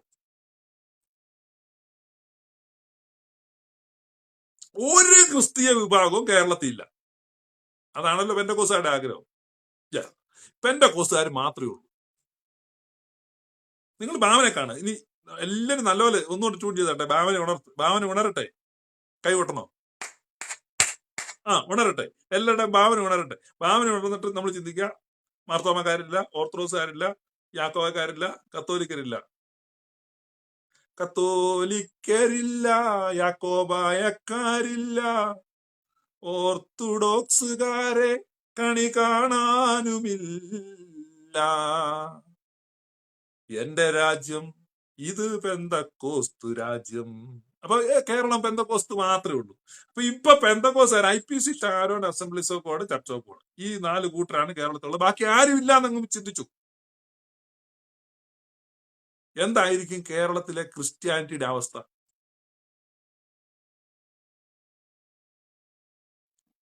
നിങ്ങൾ ചിന്തിക്കുക. നിങ്ങൾ ഈ വർഷത്തിന്റെ അവസാനം പെന്തക്കോസുകാർ ചിന്തിക്കാനാണ് ഞാൻ ഈ പറയുന്നത്. നിങ്ങളെ നിങ്ങളാക്കി നിർത്തുന്നത്, നിങ്ങൾക്ക് എന്തെങ്കിലും ഒരു അന്തസ്സ് കിട്ടുന്നത് എന്തേ കേരളത്തിന് പുറത്ത് നോർത്ത് ഇന്ത്യ ചെല്ലുമ്പോ പെന്തക്കോസുകാർ അല്ലെ ക്രിസ്ത്യാനി എന്ന് പറഞ്ഞാൽ തോട്ടികൾ എന്നാ പറയുന്നത്. PG വരെ എന്നോട് പറഞ്ഞ തോട്ടികൾ എന്നാ പറയുന്നത്. എന്തുകൊണ്ടൊരു അന്തസ്സില്ല? അപ്പൊ നമ്മൾ മനസ്സിലാക്കുക, നമ്മൾ ഈ ആക്രമിക്കാനൊക്കെ നടക്കുമ്പോൾ, നമ്മൾ ഈ സംവാദമൊക്കെ പറയാൻ നിൽക്കുന്നത്, നമ്മൾ ആദ്യം മനസ്സിലാക്കണം ഇരിക്കുന്ന കൊമ്പാണ് മുറിക്കുന്നത്. അപ്പൊ കേരളത്തിൽ പെന്തക്കോസുകാർ ഈ ഞെളിഞ്ഞ് നടക്കുന്നതെന്ന് പറഞ്ഞാൽ കത്തോലിക്ക സഭയാകുന്ന വലിയ മാവേലെ ഒരു ഇത്തിൽക്കണ്ണി മാല മാത്രമാണ് പെന്തക്കോസ് സഭ. അപ്പൊ അങ്ങനെ ഇരിക്കുമ്പം അന്തസ്സായിട്ട് ആ സഭയിലേക്ക് തിരിച്ചു പോകേണ്ടവർക്ക് പോകാം. കാരണം അവിടെ ദൈവശാസ്ത്രപരമായ കോൺഫ്ലിക്റ്റുകളില്ല. അവിടെ പിശാശും മറുതായി ഒന്നും അല്ല നിൽക്കുന്നത്. സത്യദൈവത്തെയാണ് ആരാധിക്കുന്നത്. പിതൃപുത്ര പരിശുദ്ധാത്മാവായ ത്രിയേക ദൈവത്തെ ഏറ്റവും ശ്രേഷ്ഠമായ കൃത്യമായ ദൈവശാസ്ത്ര ബോധ്യത്തോടു കൂടിയുള്ള വാർഷിപ്പാണ് ഈ സഭകളിൽ നടക്കുന്നത്. അത് നിരീക്ഷിച്ചും പഠിച്ചും വിശകലനം ചെയ്തും ബോധ്യപ്പെട്ടിട്ടാണ് ഈ പ്രഭാഷണ പരമ്പര ഞാൻ ആരംഭിച്ചത്. ഞങ്ങളുടെ നാട്ടിലൊരു ചായക്കട, ഇപ്പൊ ഞങ്ങളുടെ നാട്ടിലുള്ളവർക്കൊക്കെ അറിയാം. ഉദാഹരണം പറയുമ്പോൾ മോശമായി പേര് പറയാതെ പറയാം, എന്നാലും പറഞ്ഞേക്കാം. 2 കടയുണ്ട്. ഒരു കട ഭയങ്കര തിരക്കാണ്, നല്ല ടേസ്റ്റ് ഉള്ള ഫുഡൊക്കെ. രണ്ടും പിള്ളാച്ചന്മാരുടെ കടയാണ്. അപ്പൊ ഇപ്പറ ഒരു കട, ഇത് രണ്ടും അടുത്തടുത്തായിരിക്കും. ഇപ്പൊ ഇപ്പറ അത്രയും വലിയ തിരക്കില്ല, മറ്റേ കടയിൽ അത്രയും തിരക്കില്ല, ഇടയ്ക്കൊക്കെ ആള് കയർത്തും. അപ്പൊ നമ്മൾ 2 പേരെ അങ്ങോട്ട് ചായ കുടിക്കാൻ വേണ്ടി കയറി ചെല്ലുമ്പോഴേക്കും അപ്പുറത്തിങ്ങനെ ആൾ ഒത്തിരി കയറുന്നുണ്ട്. അപ്പം ഈ പുള്ളി എന്ത് ഒച്ചയില് ഈ മേശയുടെ അടുത്ത് ഇരിപ്പുണ്ട് ഓണർ. നമ്മൾ 2 പേര് ചായ കുടിക്കാൻ അങ്ങോട്ട് കയറി കഴിഞ്ഞപ്പോ നിങ്ങൾ 2 പേര് ആ കടയിലോട്ട് കയറുകയാണെങ്കിൽ പുള്ളി ഒച്ചാൽ 5 ചായ എന്നിട്ട് പുള്ളി ശബ്ദം താഴ്ത്തി 3 ക്യാൻസൽ എന്ന് പറയും. അതാരും കേൾക്കത്ത്. നമ്മൾ 2 പേരാ ചായ കയ്യില്. എന്നിട്ട് അപ്പൊ നമ്മൾ വിചാരിക്കും ചായ അടിക്കാൻ അവിടെ ആരാണ്ട് ഇരിപ്പുണ്ട്. അവിടെ ചായ അടിക്കാരനൊന്നുമില്ല, ഈ ഓണർ തന്നെയാ ചായ അടിക്കുന്നത്. അപ്പൊ ഈ മേശയ്ക്ക് നിന്ന് ഈ പുള്ളി തന്നെ എഴുന്നേറ്റ് പോയി എന്ത് ചെയ്യാ, ഇത് അടിക്കുക. പുള്ളി ചുമ്മാ ഒരു ഓളം വെക്കുന്ന, അപ്പുറം ഇരിക്കുന്ന കടക്കാരൻ കേൾക്കണം ഇവന്റെ കടയിലും ആള് കയറുന്നുണ്ട്, അതിനുവേണ്ടി പുള്ളി ഒച്ച 2 ചായ, എന്നിട്ട് ഈ പുള്ളി തന്നെ പോയി അടിക്കുന്നു. ഇങ്ങനത്തെ ധാരണകളൊക്കെയാണ്. അപ്പൊ ഈ പിതാവ് പുത്രനെ ഭൂമിയിലേക്ക് അയക്കുന്നു. അപ്പം പുത്രൻ ഭൂമിയിലേക്ക് പോയാട്ടെ എന്ന് പറയുന്നു. കുറച്ചു നേരം കഴിഞ്ഞ് പിതാവ് തന്നെ എഴുന്നേറ്റ്, ഒരാളല്ലേ ഉള്ളൂ, പിതാവ് തന്നെ എഴുന്നേറ്റ് ഇങ്ങോട്ട് പോരുന്നു. ഇങ്ങനത്തെ വികലമായ ചിന്തകളാണ്, ഇങ്ങനത്തെ വിഡ്ഢിത്തരമാണ് ഈ പെന്തക്കോസ്റ്റ് തിയോളജി. പക്ഷെ അതിൽ നിന്നെല്ലാം വ്യത്യസ്തമായി നമ്മുടെ വിശുദ്ധ പിതാക്കന്മാർ നമുക്ക് തന്നിരിക്കുന്ന പിതാവ്, പുത്രൻ, പരിശുദ്ധാത്മാവ് എന്ന 3 ന്യൂമാകളിൽ ഏക സാരാംശത്തിൽ നിലനിൽക്കുന്ന തൃത്വത്തെക്കുറിച്ചുള്ള ദർശനത്തിന്റെ അടിസ്ഥാനത്തിൽ രൂപപ്പെടുത്തിയിരിക്കുന്ന പ്രാർത്ഥനകളും പാട്ടുകളും ഒക്കെ ആയിട്ടുള്ള കൃത്യമായ ദൈവശാസ്ത്ര ബോധ്യം. ആ കൃത്യമായ ദൈവശാസ്ത്ര ബോധ്യമുള്ള സഭയാണ്. അപ്പൊ അത് വിട്ടിട്ടാണ് നമ്മൾ വെറുതെ ഈ മണ്ടത്തരത്തിലെല്ലാം പോയി ചാടിക്കിടന്നത്. അതുകൊണ്ടാണ് ഞാൻ ഈ വർഷത്തിന്റെ അവസാനം പിന്നെയും നിങ്ങളോട് പറയുന്നത്, നിങ്ങൾ മടങ്ങിപ്പോവുക. കാരണം ഇങ്ങനെയുള്ള, പക്ഷെ ഇതിനകത്ത് നിൽക്കുന്ന ആൾ, ഇപ്പൊ സുഭാഷ് കുമാർ മണിയനെ സംബന്ധിച്ചോ അനിൽ കൊടുത്തോട്ടെ സംബന്ധിച്ചോ മടങ്ങിപ്പോവാൻ, പ്രത്യേകിച്ച് ഈ ജിജി അബ്രാം ഒക്കെ എടുക്കുവോ, അവർക്ക് വരുന്നില്ലെന്ന് പറഞ്ഞു. നിങ്ങൾ വേണേ അവരെ എടുക്കുക. പക്ഷെ അവരെ സംബന്ധിച്ച് നിങ്ങൾ അവിടെ നിൽക്കുക. പക്ഷെ ഇവിടെ നിൽക്കുമ്പോഴും നിങ്ങൾക്കൊരു ഈ സുബോധമുള്ള ദൈവശാസ്ത്രം നിങ്ങൾ പറയണമെന്നായി പറഞ്ഞു. പെന്തക്കോസ്റ്റിൽ ഇൻകം ഉണ്ടാക്കുന്ന ആളുകളുണ്ട്, വളരെ ഒരു തൊഴിലായിട്ട് എടുത്തിരിക്കുന്നവരുണ്ട്. അവർക്കൊന്നും ഒരിക്കലും വിട്ടുപോകാൻ പറ്റത്തില്ല. കാരണം ആളുകളെ വഞ്ചിക്കുക, പണം ഉണ്ടാക്കുക, അങ്ങനെ ചെയ്തുകൊണ്ടിരിക്കുന്ന ആളുകൾ എന്താ ചെയ്യുക? ഒന്നും ചെയ്യാനില്ല. അപ്പൊ ഞങ്ങൾ പറയാണ്, ഇനി മക്കളെ തിന്നാലും മറയത്ത് തിന്നണം. അതൊരു പഴഞ്ചൊല്ല. മക്കളെ തിന്നുകയാണെങ്കിലും മറയത്ത് വെച്ച് തിന്നണം. അപ്പൊ എന്തായാലും പെന്തക്കോസ്റ്റ് ആയിട്ട് നിൽക്കുകയാണെങ്കിൽ നിങ്ങൾ ഒരു അന്തസ്സുള്ള ദൈവശാസ്ത്രവുമായിട്ട് നിൽക്കും. ഈഗോ ഒക്കെ അങ്ങ് കളാം. ഇപ്പൊ ഉദാഹരണത്തിന് നമ്മൾ പാട്ട് പാടുക, നമ്മളിപ്പം ഒരുപാട് പാട്ട് പാടുന്ന നമ്മള് സർവ നന്മകൾക്കും സർവദാനങ്ങൾക്കും ഉറവിടമാമെന്നേശുവേ. സർവ നന്മകൾക്കും സർവദാനങ്ങൾക്കും ഉറവിടമാമെന്നേശുവേ. അപ്പൊ നമ്മളിങ്ങനെ പാടുക. പക്ഷെ അതിന്റെ ബൈബിളിൽ പറയുകയാണ് എന്താണ്? യാക്കോബിന്റെ ലേഖനം നമ്മൾ വായിച്ചു കഴിയുമ്പം അവിടെ എഴുതിയിരിക്കുകയാണ്, നിങ്ങളിൽ ഒരുവന് ജ്ഞാനം കുറവാണെങ്കിൽ ഔദാര്യമായിട്ട് നൽകുന്ന ദൈവത്തോട് ചോദിക്കട്ടെ. അല്ലെ? അവിടെ യാക്കോബിന്റെ ലേഖനത്തിൽ ജ്ഞാനത്തെ കുറിച്ച് പറയുന്നുണ്ട്. അവിടെ പറയാണ്, എല്ലാ നല്ല ദാനവും തികഞ്ഞ വരം ഒക്കെയും എവിടുന്ന് വരുന്നു? എല്ലാ നല്ല ദാനവും തികഞ്ഞ വരം ഒക്കെയും ഉയരത്തിൽ വെളിച്ചങ്ങളുടെ പിതാവിൽ നിന്ന് ഇറങ്ങി വരുന്നു. ഇതാണ് സ്ക്രിപ്ചർ. അപ്പൊ വേദപുസ്തകം പറയുന്നു, നിങ്ങൾ പറയുന്നു ഈ സോളാ സ്ക്രിപ്ചറാ, ഇതാണല്ലോ നിങ്ങളുടെ പുസ്തകം. അപ്പൊ നിങ്ങളുടെ പുസ്തകം പറയുന്നു എല്ലാ നല്ല ദാനവും തികഞ്ഞ വരമൊക്കെയും ഉയരത്തിൽ വെളിച്ചങ്ങളുടെ പിതാവിൽ നിന്നാണ് ഇറങ്ങി വരുന്നത്. അപ്പൊ ഇതാ എല്ലാ നല്ല ദാനങ്ങളുടെയും ഉറവിടം പിതാവാണെന്ന് ബൈബിൾ പറയുമ്പോൾ നിങ്ങൾ പാടും, സർവ നന്മകൾക്കും സർവദാനങ്ങൾക്കും ഉറവിടമാമെന്നേശുവേ. കുഴപ്പമുണ്ടോ? നല്ല ട്യൂണല്ലേ? ഈണത്തിൽ അപ്പന് വിളിച്ചാലും ആമേൻ പറയുന്നവരാ ഈ പെന്തക്കോസുകാര്. കാരണം ഇവർക്ക് ഈണം മതി. എന്താണ് ഇതൊന്നും ശ്രദ്ധിക്കുന്നില്ല. ഞാൻ പറഞ്ഞത് നിങ്ങളുടെ ബൈബിളിൽ ഇരിക്കുന്ന ആ വാക്യത്തിന് വിപരീതമായിട്ട് പാട്ട് പാടുക.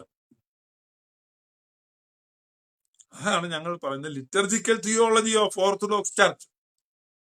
മുൻ ഓർത്തഡോക്സുകാരെ ഞങ്ങൾ ആഹ്വാനം ചെയ്യുന്നത് ഇത്തരം അബദ്ധങ്ങൾ പാടാതെ കൃത്യമായ ദൈവശാസ്ത്രം പിതാക്കന്മാരാൽ പരിശുദ്ധാത്മാവിന്റെ കിന്നരം എന്ന് അറിയപ്പെടുന്ന മാർ അപ്രയം ദ സിറിയൻ, അദ്ദേഹത്തിന്റെ പാട്ടുകള്, സെറൂഗിലെ യാക്കോബ്,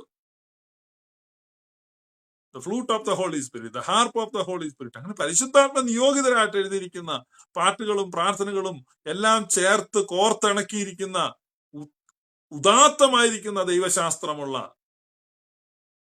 സഭ നമുക്കിവിടെ ഉണ്ട്. 2000 വർഷത്തെ പഴക്കവും പാരമ്പര്യവുമുള്ള സഭയുണ്ട്. അപ്പൊ പിന്നെ എന്തിന് നമ്മള് ഈ നൂതന ഗ്രൂപ്പിൽ പോയി കടന്ന് ഈ അബദ്ധങ്ങളെല്ലാം പാടി പറഞ്ഞും നമ്മൾ നശിക്കുന്നു. This is your time. നിങ്ങൾക്ക് തെരഞ്ഞെടുക്കാനുള്ള സമയമാണ്. നിങ്ങളെ ആരും അവിടെ വിറ്റ് തിന്നുന്നില്ല, നിങ്ങളെ ചൂഷണം ചെയ്യുന്നില്ല, നിങ്ങളെ അപമാനിക്കുന്നില്ല, അകാരണമായി നിങ്ങളുടെ വീട് ആരും വിസിറ്റ് ചെയ്യത്തില്ല, നിങ്ങൾക്ക് യാതൊരു പ്രശ്നവും ഉണ്ടാകുന്നില്ല. നിങ്ങളിപ്പം ഗീവറി സാധാരണ അടുത്ത് പോയി പ്രാർത്ഥിച്ചു കഴിഞ്ഞാൽ 2 ദിവസം കഴിയുമ്പം ടക് ടക് ടക് ടക് എന്നൊരു ചേട്ടാ പുണ്യവാളൻ കുതിര കൊണ്ടൊക്കെ നീ പുല്ലെല്ലാം പറിച്ച് കുതിരയ്ക്ക് കൊടുക്കുക, ഇതൊന്നും പറയുന്നില്ല. എന്നാ മോളിക്കുട്ടി നീ ഒരു 10 കിലോ മുതിര സ്പോൺസർ ചെയ്യേ, ഇതിനൊന്നും വരത്തില്ല. നമ്മുടെ ജീവിതത്തിന്റെ പ്രാർത്ഥനാ സഹായങ്ങൾക്കും ആകുലതകളിൽ അത്താണിയായിട്ടും പരിശുദ്ധ അമ്മയും എല്ലാ വിശുദ്ധന്മാരും മലാഖമാരും അവരുടെ പ്രാർത്ഥനകളും എല്ലാം നമുക്ക് സഹായമായിട്ടുണ്ട്. അതാണ് ഒരു പ്രധാന വിഷയം. അതുകൊണ്ട് നിങ്ങൾ ഏറ്റവും പ്രധാനമായിട്ട് മനസ്സിലാക്കേണ്ടത് ഈ വർഷത്തിന്റെ അവസാനത്തിലേക്ക് നമ്മൾ വന്നെത്തിയിരിക്കുമ്പോൾ പെന്തക്കോസ്തൽ അബദ്ധ ചിന്തകളിൽ നിന്ന് നമ്മൾ നമ്മെ സ്വതന്ത്രമാക്കണം. തികഞ്ഞ കൃത്യമായ ദൈവശാസ്ത്രം നമുക്കുണ്ടായിരിക്കണം. ലോജിക്കലായിട്ട് ഈ പെന്തക്കോസ്ത് ഉപദേശവുമായിട്ട് പോയാല് ഒരു തരത്തിലും ഇപ്പൊ അവര് കിടന്ന് ഒച്ച വെക്കുന്നില്ലാതെ മുസ്ലിങ്ങളോടോ യുക്തിവാദികളോടോ സമ്മതിക്കാനുള്ള കെൽപ്പ് ആ ദൈവശാസ്ത്രത്തിനില്ല.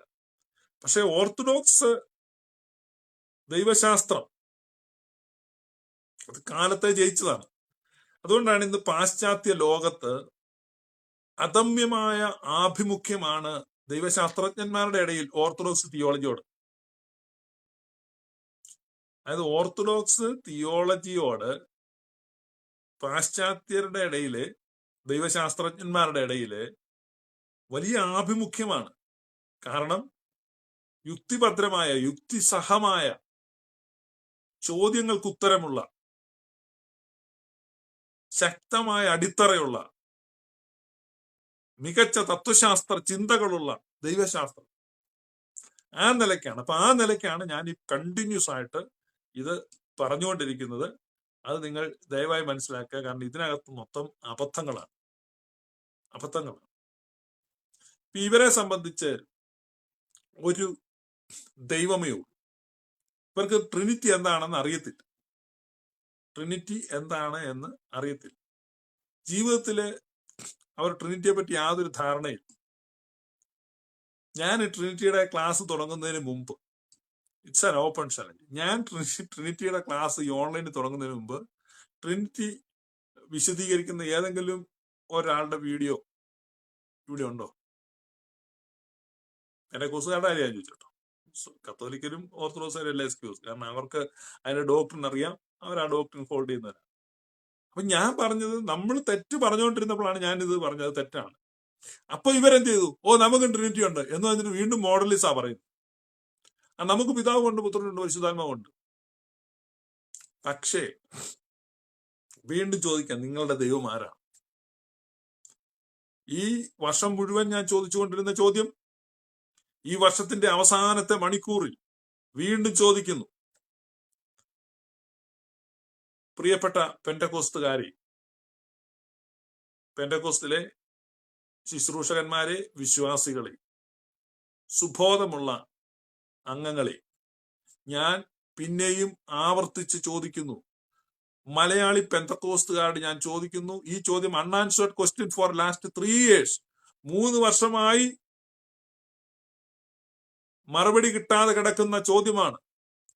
ഒരിക്കൽ കൂടെ ഞാൻ പിന്നെയും ചോദിക്കുകയാണ്. 2019 അവസാനത്തെ മണിക്കൂറുകളിൽ മലയാളി പെന്തക്കോസ്തുകാരുടെ മനസാക്ഷിയെ തൊട്ടുണർത്തി ചോദിക്കുന്നു, ഹൂ ഈസ് യുവർ ഗോഡ്? ഈ ചോദ്യത്തിന് ഉത്തരം പറയാൻ കഴിയുമോ? 10 ലക്ഷമൊക്കെ പിന്നെ വലിയ വലിയ കാര്യങ്ങളിലൊക്കെ ഇടപെടാതെ നീ ആദ്യം ഈ ചോദ്യത്തിന് ഉത്തരം പറ. എന്റെ ലൈവിൽ ജോയിൻ ചെയ്ത് ഞാൻ പല പ്രാവശ്യം ചലഞ്ച് ചെയ്തതാ. നിങ്ങളുടെ ദൈവം ആരാണെന്നൊരു സ്റ്റേറ്റ്മെന്റ് നടത്താൻ തന്റെ ഇടമുള്ള ആരെങ്കിലും ഉണ്ട്? ഇല്ലെങ്കിൽ ഉത്തരം പറഞ്ഞാലും മതി. ചുമ്മാ അന്നേരത്തേനും അങ്ങ് അദൃശ്യനും അസ്മാദൃശ്യനും അങ്ങനെയൊന്നും പോകരുത്. സിമ്പിൾ ചോദ്യമാണ്. അപ്പൊ അതുകൊണ്ട് എന്നെ കേൾക്കുന്ന സുറിയാനിക്കാർ, എന്നെ കേൾക്കുന്ന കത്തോലിക്ക സഭയിലെ വിശ്വാസികൾ, നിങ്ങൾ പെന്തക്കോസ്തുകാരെ കാണുമ്പോൾ ചോദിക്കേണ്ട ചോദ്യം ഇതാണ്. വലിയ കാര്യങ്ങളോ തർക്കങ്ങളോ ഒന്നും വേണ്ട. കൈ കൊടുത്ത് വളരെ സ്നേഹത്തോടെ ചോദിക്കണം, ഹൂ ഈസ് യുവർ ഗോഡ്? നിങ്ങളുടെ ദൈവം ആരാണ്? ആരാണ് നിങ്ങളുടെ ദൈവം? അതാണ് ചോദ്യം.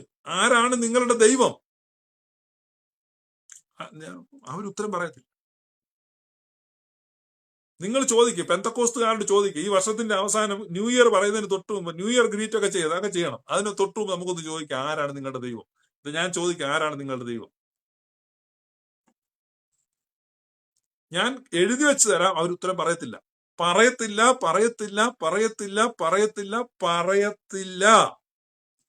അവര് പറയും, എനിക്ക് ഭ്രാന്താണ്, പുള്ളിക്ക് സ്ഥിരതയില്ല. മനസ്സിലായോ? അപ്പൊ ഞാൻ അതങ്ങ് സമ്മതിക്കാണ്. എനിക്ക് ഭ്രാന്താണ്, എനിക്ക് സ്ഥിരതയില്ല, എല്ലാം ഞാൻ അംഗീകരിച്ചിരിക്കുന്നു. പക്ഷെ ഈ കേക്ക് നിങ്ങൾ ചോദിക്കും, നിങ്ങൾക്ക് എല്ലാം കൂടെ ഭ്രാന്ത് വരത്തില്ലല്ലോ. ഇപ്പൊ 210 പേര് കാണുന്നുണ്ട്. അപ്പൊ നിങ്ങൾക്ക് എല്ലാവർക്കും കൂടെ ഒരുമിച്ച് ഭ്രാന്തൊന്നും വരത്തില്ല. അപ്പൊ അതുകൊണ്ട് ഞാൻ ചോദിച്ചു കഴിഞ്ഞാൽ അവർ പറയും, ആ പുള്ളിക്ക് ഭ്രാന്താ. ഓക്കെ, എനിക്ക് ഭ്രാന്താന്ന് ഞാൻ സമ്മതിച്ചു. നിങ്ങൾ ചോദിക്കുക.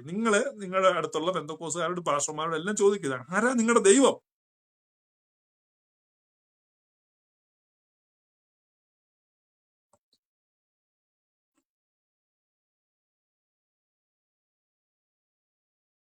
യാവനൊരുത്തൻ മൂവരുമായി മൂവരതൊന്നായും മരുവും താതസുതാശ്വാസപ്രദന സത്യപരനായി സ്തുതി നിത്യം. വളരെ വ്യക്തമായി പിതാക്കന്മാർ ദൈവമാരാണെന്ന് പറയുകയും പാടുകയും ആരാധിക്കുകയും ചെയ്യാണ്.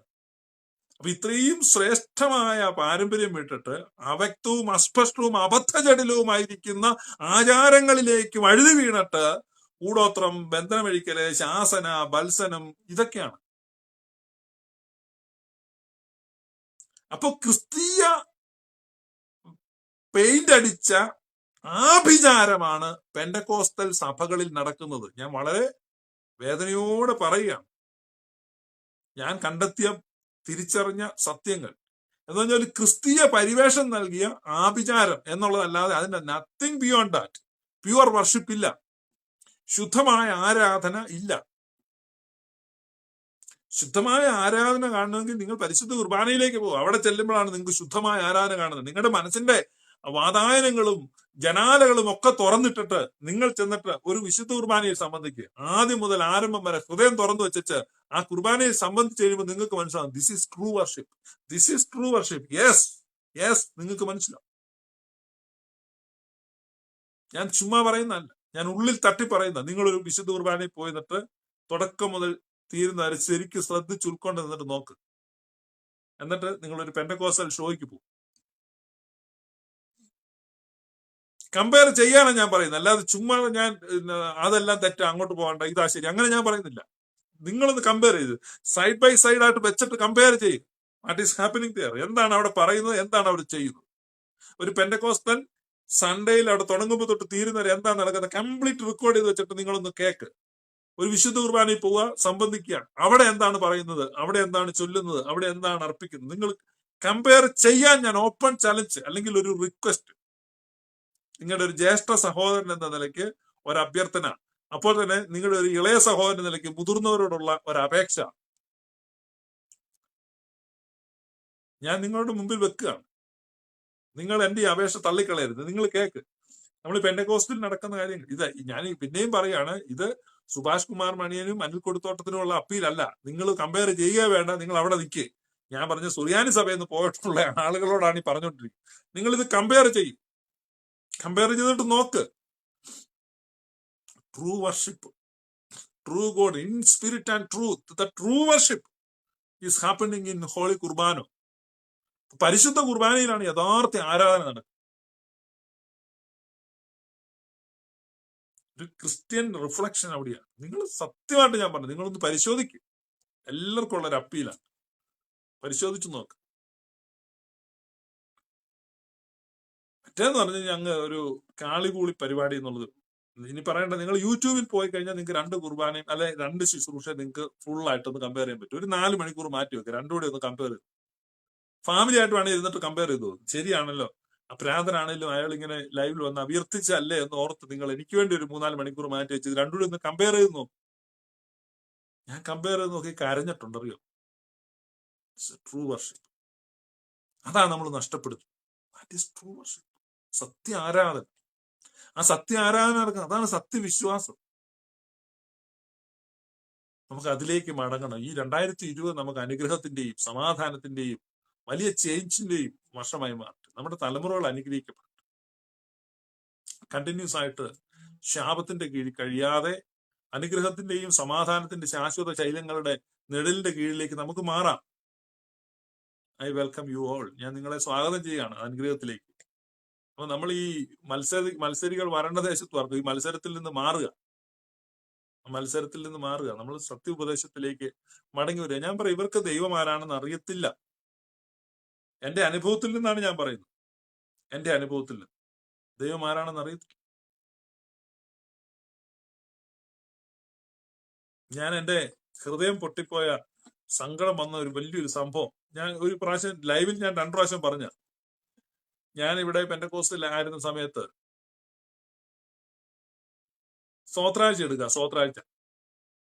സ്തോത്രാഴ്ച എടുക്കാൻ വേണ്ടി പാടുകയാണ് ദൈവ പിതാവേ, ആ പാട്ട് പാടുക. അപ്പൊ ഞാൻ പറയും, സ്തോത്രാഴ്ചക്കൊന്നും പാടിന്റെ പാട്ടല്ല, അതൊക്കെ നമ്മൾ ഈ വർഷിപ്പ് ചെയ്യേണ്ട പാട്ടാണ്. ഇവർക്ക് ഈ പോത്തിന് ഏത്തവാഴയാന്ന് അറിയത്തില്ല, ഇവര് സ്തോത്രാഴ്ചക്ക് വേണ്ടി പാടുക. അപ്പൊ ഞാനിങ്ങനെ വർഷിപ്പ് ചെയ്തോണ്ടിരിക്കുക. അപ്പൊ ഒരു ട്രിനിറ്റേറിയൻ വർഷിപ്പ് ഒക്കെ ഈ പെന്തക്കോസ്റ്റ് വരിക എന്ന് പറഞ്ഞു കഴിഞ്ഞാൽ അങ്ങ് ഈ സൗദി അറേബ്യയിൽ മഴ പെയ്യുന്ന പോലെ വല്ലപ്പോഴും ഒരു പാട്ടാ വരുന്നത്. അപ്പൊ യേശുവേ നാഥ പാടിക്കഴിഞ്ഞപ്പോഴേക്കും ഈ സ്തോത്രകാഴ്ച സന്ധ്യ എല്ലാം എന്ത് ചെയ്തു, തിരിച്ചു വന്നു. അന്നേരത്തിന് പാസ്റ്റർ പറയും, മതി അർപ്പിച്ചിരിക്കുന്നു സ്തോത്രകാഴ്ചക്ക്. അപ്പം പാവനാത്മാവെ പാടിയില്ല. അവരെ സംബന്ധിച്ച് അതൊരു വിഷയമല്ല. പക്ഷെ എന്നെ സംബന്ധിച്ച് എനിക്ക് ഭയങ്കര വിഷമായി. ഞാൻ മീറ്റിംഗ് കഴിഞ്ഞ് പറഞ്ഞാൽ ചെന്നിച്ച് പാസ്റ്റർ ചോദിച്ചു, പാസ്റ്റർ അതിന് പാവനാട്ടം അവർക്ക് അത് വിഷയമല്ല. പക്ഷെ നമ്മളെ സംബന്ധിച്ച് തൃത്വത്തെ ആരാധിക്കാൻ തുടങ്ങി കഴിഞ്ഞാൽ ആ തൃത്വാരാധന പൂർത്തിയാക്കണം. അവരെ സംബന്ധിച്ച് അതൊരു പാട്ടെന്നുള്ളത്. എന്തെങ്കിലുമൊക്കെ ഒരൊച്ച കേൾപ്പിക്കുക, കുറെ ശബ്ദങ്ങൾ ഉണ്ടാക്കുക, ഒരു വേളം ഉണ്ടാക്കുക, ആളുകളുടെ കയ്യിലിരിക്കുന്ന കാശ് നമ്മുടെ കയ്യിൽ വരുത്തുക. വെയ് രാജാ വെയ്. അപ്പൊ ഇതൊക്കെ ഇങ്ങനത്തെ ഒരു തട്ടിപ്പാണ്. പണ്ട് ഈ ഞാനിത് കുറെ വർഷങ്ങൾക്ക് മുമ്പ്, കുറെ വർഷങ്ങൾ പറഞ്ഞാൽ ഒരുപാട് വർഷങ്ങൾക്ക് മുമ്പ്, ഞാൻ വളരെ ചെറുപ്പമായിരിക്കുന്ന സമയത്താണ്, ഞാൻ എന്റെ ഏർലി 20s ഞാൻ എന്തോ ഒരു കാര്യത്തിന് മല്ലപ്പള്ളി പോയി. എന്ത് കാര്യം നമുക്ക് ഇപ്പൊ ഓർക്കുന്നില്ല. സന്ധ്യ കഴിഞ്ഞാൽ മല്ലപ്പള്ളി നിൽക്കുക. അപ്പോഴേക്കും ഒരു ബിരുദം വന്നിട്ട് അവിടെ കുറെ സാധനങ്ങളെല്ലാം വെച്ചിട്ട് ഈ വിൽക്കുക. ഈ ഉണ്ടല്ലോ ചെറിയ തൈലം അതും ഇതൊക്കെ, മാജിക് ഉണ്ട്, ചെറിയ ചെറിയ മാജിക്. ഇങ്ങനെ വെച്ചൊരു പൂ ഉണ്ടാക്കുന്നു, പക്ഷി ഉണ്ടാക്കുന്നു. അപ്പൊ ആള് കൂടി കഴിഞ്ഞപ്പോ ഈ പുള്ളി ഒരു 100 രൂപ എടുത്ത് വെച്ചിട്ട് പറഞ്ഞു, ഞാൻ ഈ 100 രൂപ കത്തിക്കും. ഈ 100 രൂപ കത്തിച്ചിട്ട് ആ ചാരത്തിൽ നിന്ന് ഈ 100 രൂപ തിരിച്ചെടുക്കും. അതാണ് പുള്ളി പറയുന്നത്. അപ്പൊ ഇടയ്ക്കിടയ്ക്ക് പുള്ളി പറയും, ഈ 100 രൂപ ഞാൻ കത്തിക്കും, ആ ചാരത്തിൽ നിന്ന് 100 രൂപ തിരിച്ചെടുക്കും. ഈ 100 രൂപ കത്തിക്കും, ആ ചാരത്തിൽ. അപ്പൊ ഞാനൊന്ന് ഇത് കാണാൻ വേണ്ടി നിന്നു. അപ്പൊ എന്റെ കോട്ടയം ബസ് എല്ലാം ഇങ്ങനെ പൊക്കോണ്ടിരിക്കുക. അപ്പൊ ഞാനിത് ഈ പുള്ളി ഇപ്പൊ ഇത് കത്തിക്കും, ചാരത്തിൽ നിന്ന് ഈ നോട്ട് പൊക്കും, അത് കണ്ടിട്ട് പോകാൻ നിൽക്കുക. അപ്പൊ എന്റെ അകത്ത് വലിയ വിഷമമാണ്. അന്നത്തെ കാലം സ്കൂട്ടർ ഒന്നും ഇല്ലെന്നേ, ബസ്സേ കയറി വേണം പോവാൻ. എന്റെ ചങ്ക് പിടയ്ക്കുക, ബസ്സെല്ലാം പോവും, ഓരോ ബസ്സും പോകും, രാത്രി ആയിക്കൊണ്ടിരിക്കുക, എങ്ങനെ വീട്ടിൽ പോകും? പക്ഷെ ഇത് കാണാൻ പോകാൻ പറ്റും. അപ്പൊ എങ്ങനെ നിന്ന്, അപ്പൊ ആളുകൾ ഒത്തിരി നേരം നിന്ന് ചെറിയ ചെറിയ പരിപാടി വെച്ച് തൈലം വിറ്റു. ഇങ്ങനെ ആളുകൾ പിരിഞ്ഞോണ്ടിരിക്കുക. ആളുകൾ പിരിഞ്ഞ് ആളുകളെല്ലാം പിരിഞ്ഞ് രാത്രി 9 ആയി. അപ്പം ഞങ്ങൾ 2-3 പേരെ അവശേഷിച്ചിട്ടുള്ളൂ. അപ്പൊ ആദ്യം തൊട്ട് എന്നെ പോലെ വേറൊരുത്തിന് നിൽപ്പുണ്ടായിരുന്നു ഇത് കാണാൻ. അപ്പൊ രാത്രി അതിന് പുള്ളി ചോദിച്ചു, ചേട്ടാ അപ്പൊ അത് അല്ല നോട്ട് കത്തിക്കുന്നു, 100 രൂപ കത്തിച്ചിട്ട് ചാരത്തിൽ 100 രൂപ എടുക്കുമല്ലോ. അപ്പൊ അത് ഞാൻ മിണ്ടിയൊന്നുമില്ല, ഞാൻ അവിടെ നിൽപ്പുണ്ട്. അപ്പൊ ഇയാള് പോയി ചോദിച്ചു, എന്നെ പോലെ തന്നെ 6 മണി തൊട്ടോട്ട് നിൽക്കുന്ന അവനും. അപ്പൊ ഇവൻ പറയാ, നോട്ട് കത്തിക്കുന്നതേ ഇന്ത്യൻ ശിക്ഷാ നിയമം അനുസരിച്ച് വലിയ കുറ്റം, അതറിയത്തില്ല, നോട്ട് കത്തിക്കുന്നത് ഭയങ്കര കുറ്റമാണ്. അവനിത് വിറ്റ് കാശുമായിട്ട് വീട്ടിൽ പോയി. പിറ്റേ ദിവസം എവിടെയെങ്കിലും പോയി പുള്ളി ഇത് കത്തിക്കുമെന്ന് പറഞ്ഞാണ്. ഞാൻ പിന്നെ അന്ന് വലിയ വിഷമിച്ചു. പിന്നെ എനിക്കൊരു ലോറി കിട്ടി. ആ ലോറിയില് ഞാൻ തപ്പിപ്പിടിച്ച് പാമ്പാടി വന്നിറങ്ങി. അവിടുന്ന് വേറൊരു വണ്ടിയെ മണ്ണാട് കാവലെ ഇറങ്ങി. മണ്ണാട് കാവലെ പിന്നെ വീട്ടിലോട്ട് നടന്നു പോയി. കൊച്ചുകുളപ്പാൻ കാലത്താ വീട്ടിൽ ചെന്നത്. നോട്ട് കത്തിക്കുന്ന കാണാൻ നിന്നതാണ്. മര്യാദയ്ക്ക് നേരത്തെ വീട്ടിൽ നിന്ന് കഞ്ഞിയും കുടിച്ചിട്ട് കിടക്കണ്ടേ ഞാന്. അപ്പൊ ഞാൻ ഈ പറഞ്ഞു, ഇങ്ങനെയുള്ള തട്ടിപ്പുകാരെല്ലാം ഉണ്ട്. അപ്പൊ അവരിങ്ങനെ അതും ഇതും പറയും. നമുക്ക് ഒരു 21 ഇരിക്കാം, അപ്പൊ നിന്റെ ബന്ധനം അഴിയും. പിന്നെ 7 ഇരിക്കാം, അപ്പൊ നിന്റെ മകളുടെ ബന്ധനം അഴിയും, അതഴിയും, ഇതഴിയും, മറ്റേതാണ് മറിച്ചതാണ്, പോരാട്ടമാണ്, ചതുറാണ്, അപ്പുറത്തുകാർ കൂടോത്രം ചെയ്തിട്ടുണ്ട്, ഇപ്പുറത്തുകാർ ചെയ്തിട്ടുണ്ട്, അവിടുന്ന് വരുന്നുണ്ട്, ഇവിടുന്ന് വരുന്നു. ഇങ്ങനെ നിന്നോട് പറഞ്ഞ് നിന്നെ വലച്ചോണ്ടിരിക്കും. അപ്പൊ നീ എപ്പോഴും പ്രോമിസ് ആണ്. പെന്തക്കോസ്തുകാർ ഒരിക്കലും ഇന്നിൽ ജീവിക്കല്ല, നാളെയില്ല ജീവിക്കും. ഒരിക്കലും വരാത്ത നാളെ, ഭാവി ചുമ്മാ പ്രോമിസ് കൊടുക്കുക. ഇപ്പൊ തന്നെ ഈ എഴുതുന്നുണ്ട്, 31-ാം തീയതി രാത്രി കുപ്പിയിലാക്കി നിനക്ക് ഒരു കടലാസ് തരും. ഈ 2020 അത് നടക്കും, ഇത് നടക്കും, നീ മറ്റേ നടക്കും. അപ്പൊ നീ സ്വപ്നലോകത്ത് ഇങ്ങനെ ജീവിക്കുകയാണ്. അപ്പൊ വിശ്വാസികളെ മുഴുവൻ സ്വപ്നലോകത്ത് മേയാൻ വിട്ടിട്ട് അവരുടെ വിഭവങ്ങളെ ചൂഷണം ചെയ്യുന്ന കൊടിയ ചെന്നായ്ക്കളാണ്. അതാണ് നടക്കുന്നത്. യാഥാർത്ഥ്യത്തിലേക്ക് വാ, ഇന്നിൽ ജീവിക്കാൻ സമ്മതിക്കില്ല. അപ്പം പിന്നെ പ്രോമിസാണ്. പിന്നെ ഇവിടുന്ന് പ്രവാചകന്മാർ വരും. ഇവിടുന്ന് വരുന്ന പ്രവാചകൻ അത് പ്രവചിക്കും, അവിടുന്ന് വരുന്ന പ്രവാചകൻ ഇത് പ്രവചിക്കും. ഇങ്ങനെ ഭയങ്കര പ്രവചനമാണ്. പ്രവചനം ഇങ്ങനെ നടന്നുകൊണ്ടിരിക്കും. അത് കിട്ടും, ഇത് കിട്ടും. എന്റെ പൊന്നു സഹോദരന്മാരെ, എന്നോട് ഈ പ്രവാചകന്മാർ പറഞ്ഞിട്ടുള്ള പ്രവചനമൊക്കെ നിങ്ങൾ കേൾക്കണം. ആ പ്രവചനം എല്ലാം കൂടെ നടന്നിരുന്നെങ്കിൽ ഇപ്പം നമ്മുടെ ട്രംപ് എന്റെ ഷൂസ് പോളിഷ് ചെയ്തുകൊണ്ട് ഇവിടെ ഇരുന്നേ. ആ രീതിയിലുള്ള നമ്മുടെ ഇപ്പോഴത്തെ ഈ ഭാഷ പറഞ്ഞ തള്ളലാണ്. ഇങ്ങനെ അത് കിട്ടും, ഇത് കിട്ടും. ഞാനെല്ലാം കൂടെ കണക്ക് കൂട്ടി കഴിഞ്ഞപ്പോഴേക്കും ഞാൻ ഈ കഴിഞ്ഞ ദിവസം എന്നോട് പറഞ്ഞ പ്രവചനം എല്ലാം കൂടെ നടന്നിരുന്നെങ്കിൽ ഏറ്റവും കുറഞ്ഞത് എന്റെ ഷൂ പോളിഷ് ചെയ്യാൻ ഞാൻ ട്രംപിനെ വെച്ചാൽ. അത്രയ്ക്ക് ഭയങ്കര പ്രവചനം. ഇത് ഇവർക്കൊരു മടിയില്ല. നല്ലതാ, ഇടവേളകളിൽ പോയി ഇതൊക്കെ കേൾക്കാനും ഒരു ഉത്സാഹം പ്രാപിക്കാനും ഒക്കെ നല്ലതാണ്. നമ്മളെ പറ്റി നീ അതാവും ഇതാവും എന്നൊക്കെ കേൾക്കും. പക്ഷെ അതുകൊണ്ട് സ്വന്തം കുടുംബവും തറവാടും ഒന്നും വിടേണ്ട ആവശ്യമില്ല. നമുക്ക് പ്രവചനമൊക്കെ കേൾക്കുന്നത് നല്ലതാണ്. അതുകൊണ്ട് ഈ വീട് വിട്ട് പോയിട്ടുള്ളവർ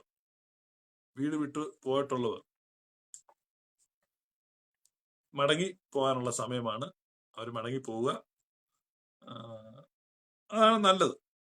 ഇപ്പം സജിത്ത് ബ്രദർ മടങ്ങിപ്പോയെന്ന് പറഞ്ഞ് ഒരു പിന്നെ ഈ പ്രവർത്തകൻ എന്ന് പറഞ്ഞാൽ ഇങ്ങനെ ഈ മീറ്റിംഗ് ഒക്കെ നടത്തുന്ന ആൾ എന്നെ വിളിച്ചു, സജിത്ത് എന്തിനാ തിരിച്ചു പോയത് എന്ന് പറഞ്ഞാൽ അയാൾക്ക് കുഴപ്പമല്ല ഉണ്ടോ എന്നുള്ള രീതിയില. കാരണം പൈസയ്ക്ക് പൈസ, മീറ്റിങ്ങിന് മീറ്റിംഗ്, പിന്നെ TV ഷോയ്ക്ക് TV ഷോ എല്ലാം ഉണ്ടല്ലോ, പിന്നെ ഇതിന് പുള്ളി പോയി. സത്യത്തെ സ്നേഹിച്ച് ആളുകൾ മടങ്ങിപ്പോകും. അതിനൊരു ആർജവത്വം വേണം. അതുകൊണ്ട്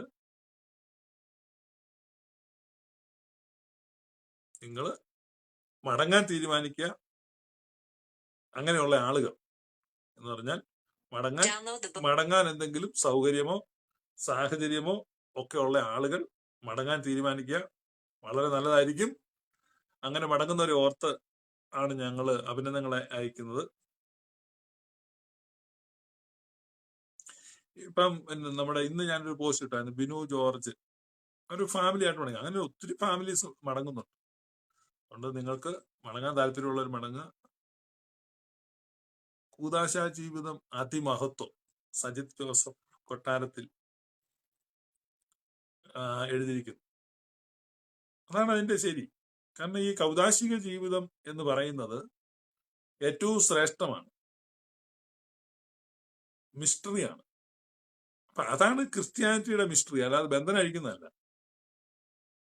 ഇത് ഇവര് വിചാരിക്കുന്നത് ഈ കെട്ടഴിച്ചു വിടുന്നു, പൊട്ടിക്കുന്നു, കൂദാശ. ആ കൂദാശയിലാണ് മിസ്റ്ററി. ആ അപ്പവീഞ്ഞുകളിലാണ് ആ അത്ഭുതം.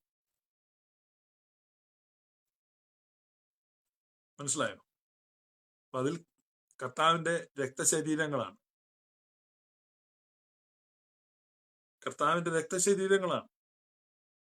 അപ്പൊ അത് അപ്പവും വീഞ്ഞും അല്ലേ എന്ന് നിങ്ങൾ ചോദിക്കും. അത് അപ്പവും വീഞ്ഞും ആണ്. ഇപ്പൊ കർത്താവ് മനുഷ്യരൂപത്തിലാണ് നിൽക്കുന്നത്. മനുഷ്യരൂപത്തിൽ നിൽക്കുന്ന ആ കർത്താവിനെ ദൈവമായിട്ട് തിരിച്ചറിയുക. നോക്കുമ്പോ കാണുന്ന ആരെയാ? ഒരു മനുഷ്യനെ അല്ലേ, ഒരാളുടെ പൊക്കമുള്ള ഒരു മനുഷ്യൻ. അതാണ് ദൈവം.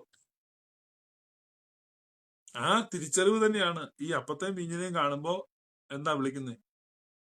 കർത്താവിന്റെ രക്തശരീരങ്ങൾ. മിസ്റ്ററിയാണ് അത്. കൂദാശയിലെ അനുഗ്രഹമാണ്. ആ അനുഗ്രഹം നമുക്ക് വലിയ ധന്യതയാണ്. അപ്പൊ ആ കൗദാശിക ജീവിതത്തിൽ പങ്കെടുക്കാൻ, ആ കൗദാശിക കൂട്ടായ്മയിലേക്ക് സജിത്ത് ബ്രദറിന്റെ കുടുംബമായിട്ട് മടങ്ങാൻ കഴിഞ്ഞു. അദ്ദേഹത്തോടൊപ്പം ധാരാളം ആളുകൾ, ലോകത്തിന്റെ വിവിധ ആളിൽ നിന്ന് അനേക കുടുംബങ്ങൾ മാറിക്കൊണ്ടിരിക്കുന്നു. അതുപോലെ തന്നെ പല സ്ഥലത്ത് നിന്ന് ഓർത്തഡോക്സ് കൂട്ടായ്മയിലേക്ക് ധാരാളം ആളുകൾ മടങ്ങുന്നു.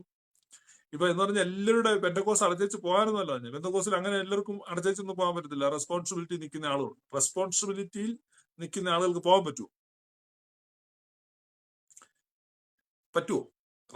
റെസ്പോൺസിബിലിറ്റി നിൽക്കുന്ന ആളുകൾക്ക് പോകാൻ പറ്റുമോ? പോകാൻ പറ്റത്തില്ല. കാരണം പണ്ട് ഒരു ചെറുക്കൻ സ്കൂളിൽ താമസിച്ചു, മണിയടിച്ചിട്ട്. ഞങ്ങളുടെയൊക്കെ കാലത്ത് 10 മണിക്കാണ് ഈ സ്കൂൾ തുറക്കുന്നത്, ഇപ്പോഴത്തെ പോലെ ഒന്ന്. അപ്പൊ ഇവൻ ക്ലാസ്സിലോട്ട് ഓടിക്കാത്ത ചെയ്യുമ്പോൾ 10:10 ഇപ്പൊ സാറ് ചോദിച്ചു, അത് ചൂരൽ എന്ന് പറഞ്ഞൊരു സാധനമൊക്കെ ഉണ്ട് ഇങ്ങനെ. സാറ് എന്നാടാ താമസിച്ചേ എന്ന്. അപ്പോഴത്തേനും ഇവൻ പറഞ്ഞു, സാറേ ഞാൻ വരുന്ന വഴി ഒരാളുടെ ഒരു വെള്ളിരൂപ കാണാതെ പോയി. വെള്ളിരൂപ എന്ന് പറഞ്ഞൊരു സാധനം ഉണ്ടായിരുന്നു, ഇപ്പൊ അതൊക്കെ ഉണ്ടോന്ന് എനിക്ക് അറിയത്തില്ല. 1 രൂപയുടെ ഒരു വട്ടത്തിരിക്കുന്ന ഒരു നാണയം, വെള്ളിരൂപ. വെള്ളിയൊന്നും അല്ല കേട്ടോ. അപ്പൊ വെള്ളിരൂപ കാണാതെ പോയി. അപ്പൊ സാറ് ചൈനന്നാടാ? അല്ല, അതെല്ലാരും കൂടി തപ്പുമായിരുന്നു. അതിനെന്നാ വരുന്ന വഴി ഒരാളുടെ വെള്ളിരൂപ കാണാതെ പോയി, എല്ലാരും കൂടി തപ്പുമായിരുന്നു. നീ വള്ളിക്കൊടുത്ത് വരണ്ടേ? നീ ഇങ്ങോട്ട് പോകുന്നതല്ലേ, നിനക്ക് ഇങ്ങോട്ട്.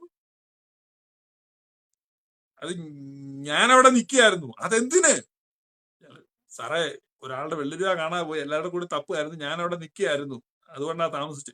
നീ എന്തിനാ അവിടെ നിന്ന്? സാറേ, ഞാനത് ചവിട്ടി പിടിച്ചോണ്ട് നിൽക്കുകയായിരുന്നു. ഈ വെള്ളിരൂപ ഞാൻ ചവിട്ടി പിടിച്ചോണ്ട് നിൽക്കുക, പിന്നെ എങ്ങനെയാ പോരുന്നേ? അങ്ങനെ വെള്ളിരൂപ ഒക്കെ ചവിട്ടി പിടിച്ചോണ്ട് നിൽക്കുന്നവരുണ്ട്, പോരാൻ വലിയ ബുദ്ധിമുട്ടാ. അപ്പൊ അത് അങ്ങനെയുള്ളവരാരും തിരിച്ചു പോരല്ല, അവിടെ നിന്നോണം. റെസ്പോൺസിബിലിറ്റി ഉള്ളവരല്ലേ, നിങ്ങൾക്ക് തിരിച്ചു വരാൻ പറ്റത്തില്ല, അവിടെ നിൽക്കുക. അപ്പൊ അങ്ങനെ അതൊന്നും ചവിട്ടി പിടിച്ചിട്ടില്ലാത്തവര് ഇനി പോരെ, തിരിച്ചു പോരുക. അവർക്കുള്ള ഒരു ആഹ്വാനമാണ്, അവരുടെ സമയമാണ്. അപ്പൊ എങ്ങനെയാ നമുക്ക് തിരിച്ചു പോരേണ്ടത്? തിരിച്ചു പോരുക. പിന്നെ അതിനകത്ത് നിൽക്കുന്നവര് സുബോധമുള്ള ദൈവശാസ്ത്രം ഉണ്ടാക്കുക. പിന്നെ നമ്മുടെ അനിൽ കൊടുത്തോട്ടം സാറ് 50 തൃത്വഗാനങ്ങൾ നമുക്ക് കാണിക്കാന്ന് പറഞ്ഞിട്ട് ഇതുവരെ കാണിച്ചിട്ടില്ല. ഈ വർഷം തീരെ അതൊന്ന് ഓർപ്പിക്കുന്നതേ ഉള്ളൂ. It's a friendly reminder. ഇല്ലെന്ന് എനിക്കറിയാം, നമുക്ക് രണ്ടുപേർക്കും അറിയാം. അപ്പം അങ്ങനെ പറഞ്ഞത് 50 തൃത്വഗാനങ്ങൾ, പെന്തക്കോസ്തിൽ പാടുന്ന 50 തൃത്വസ്തുതിയുടെ ഗാനങ്ങൾ. ഏതാ നമ്മൾ പാടുന്ന? ഓർത്തഡോക്സ് ഗീതം ഉണ്ടല്ലോ, യാവനൊരുത്തൻ മൂവരുമായി മൂവരതൊന്നായും മരുവും താതസുതാശ്വാസപ്രദനേ, അങ്ങനെ പാടുന്ന തൃത്വത്തെ സ്തുതിക്കുന്ന ഗാനങ്ങൾ 50 എണ്ണം പെന്തക്കോസ്തിലുണ്ടെന്നാണ് പറഞ്ഞത്. ഇന്നുവരെ ആർക്കും അറിയത്തില്ല 50 എണ്ണം. അത് ഈ വർഷത്തിന്റെ വൈകിയ വേളയിലെങ്കിലും ഒന്ന് റിലീസ് ചെയ്ത് ഇങ്ങോട്ട് റിലീസ്. ഇനി അദ്ദേഹം പറയുന്ന പോലെ മേമന ഇല്ലത്തെ നമ്പൂരിയുടെ ഭാഷയിൽ അങ്ങോട്ട് പറയാം. നമ്പൂരി ഭാഷയിൽ പറഞ്ഞാലേ അദ്ദേഹത്തിന് അങ്ങോട്ട് മനസ്സിലാവുള്ളതെന്ന് വെച്ചാ എന്താ കഥ, എന്താ ചെയ്യുക. 50 പാട്ടിഞ്ഞ് തന്നാട്ടെ. അപ്പൊ നമ്മുടെ തൃത്വത്തിന്റെ 50 പാട്ടേ കിട്ടിയാ കൊള്ളായിരുന്നു. ഞങ്ങളൊന്ന് ആസ്വദിക്കട്ടെ, കാണട്ടെ.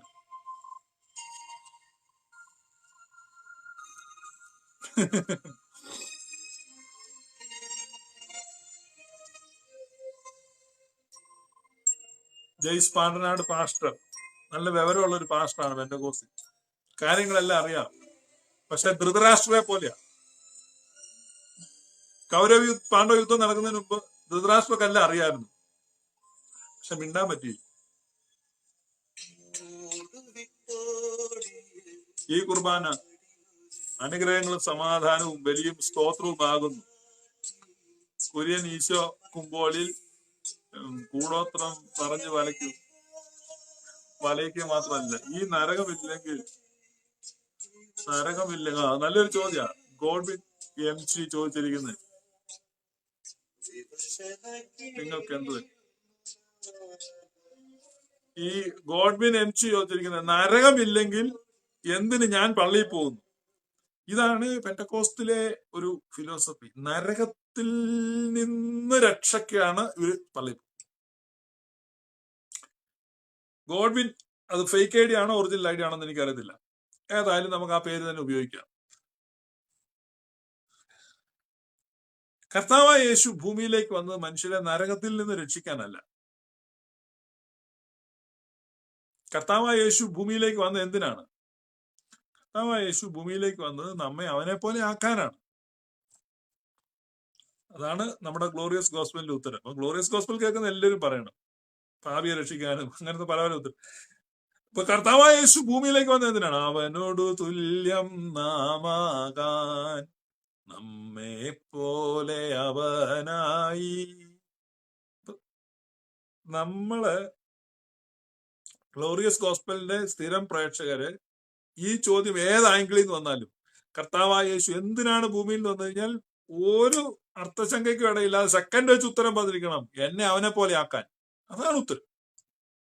അല്ലാതെ പാപികളെ രക്ഷിക്കാൻ, രോഗികളെ സൗഖ്യമാക്കാൻ. ഉത്തരം ഇതാണ്, എന്നെ അവനെ പോലെ ആക്കാൻ. അപ്പൊ അല്ലാതെ നരകത്തിൽ നിന്ന് രക്ഷിക്കാനല്ല.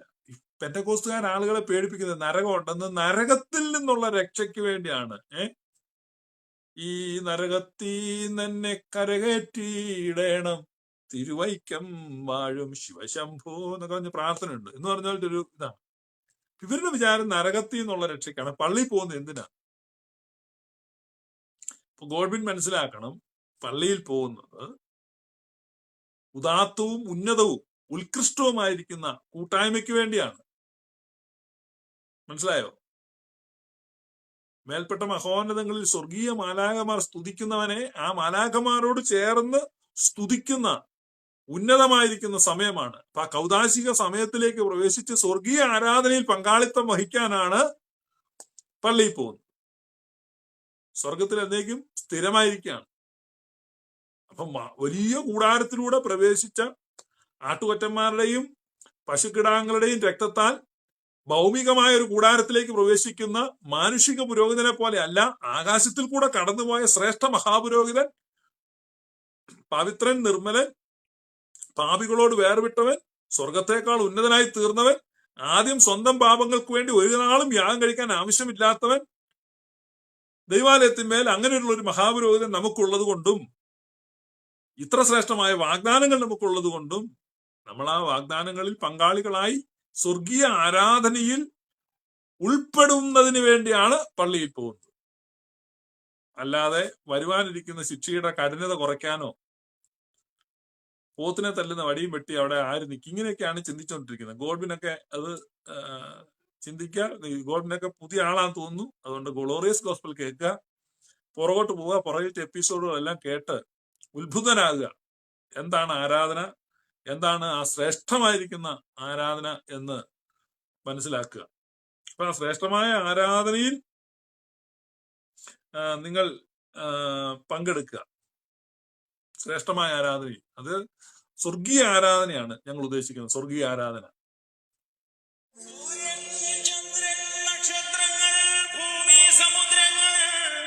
സ്വർഗീയ ഊർഷ്ലേമിൽ പേരെഴുതപ്പെട്ടിരിക്കുന്ന ആദിജാതന്മാർ, മാലാഖമാർ, പ്രധാന മാലാഖമാർ, ഈശേൽവാസന്മാർ, സുൽത്താനന്മാർ, മൗത്തുവേന്മാർ, മോറാവാസന്മാർ, ഹൈലേന്മാർ, അനേകം കണ്ണുകളുള്ള ക്രൂവേന്മാർ, കാലുകളും മുഖവും മൂടിക്കൊണ്ട് പരസ്പരം പറന്നിയെന്ന് കാദീഷ് പാടുന്ന ആറ് ചിറകുള്ള ശ്രോപ്പേന്മാർ തുടങ്ങിയ ശരീരികളും അശരീരികളുമായ സ്വർഗീയ സേനകൾ മഹത്വപ്പെടുത്തുന്നവനെ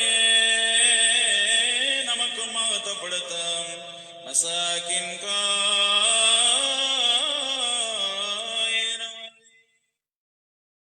അതിനാണ് പള്ളിയിൽ പോകുന്നത്. പറഞ്ഞാൽ ഇത്രയും ഔന്നത്യത്തിലിരിക്കുന്ന ആ ദൈവത്തെ സ്വർഗീയ ഗണങ്ങളോട് ചേർന്ന് ഓരേവാസന്മാരോടും മൗദ്യാനന്മാരോടും വീശവാസന്മാരോടും എല്ലാം ചേർന്നുള്ള ആരാധനയ്ക്ക്, സ്വർഗീയ ഗണങ്ങളോട് ചേർന്നുള്ള ആരാധനയ്ക്ക് വേണ്ടിയാണ് പള്ളിയിൽ പോകുന്നത്. അല്ലാതെ മറ്റു കാര്യങ്ങൾക്കോ നേട്ടങ്ങൾക്കോ ബന്ധനം അഴിക്കാനോ ശാസിക്കാനോ മറ്റവനോട്ട് പണി കൊടുക്കാനോ ഒന്നുമല്ല ഈ പള്ളിയിൽ പോകുന്നത് എന്ന് ദയവായിട്ട് നിങ്ങൾ മനസ്സിലാക്കുക.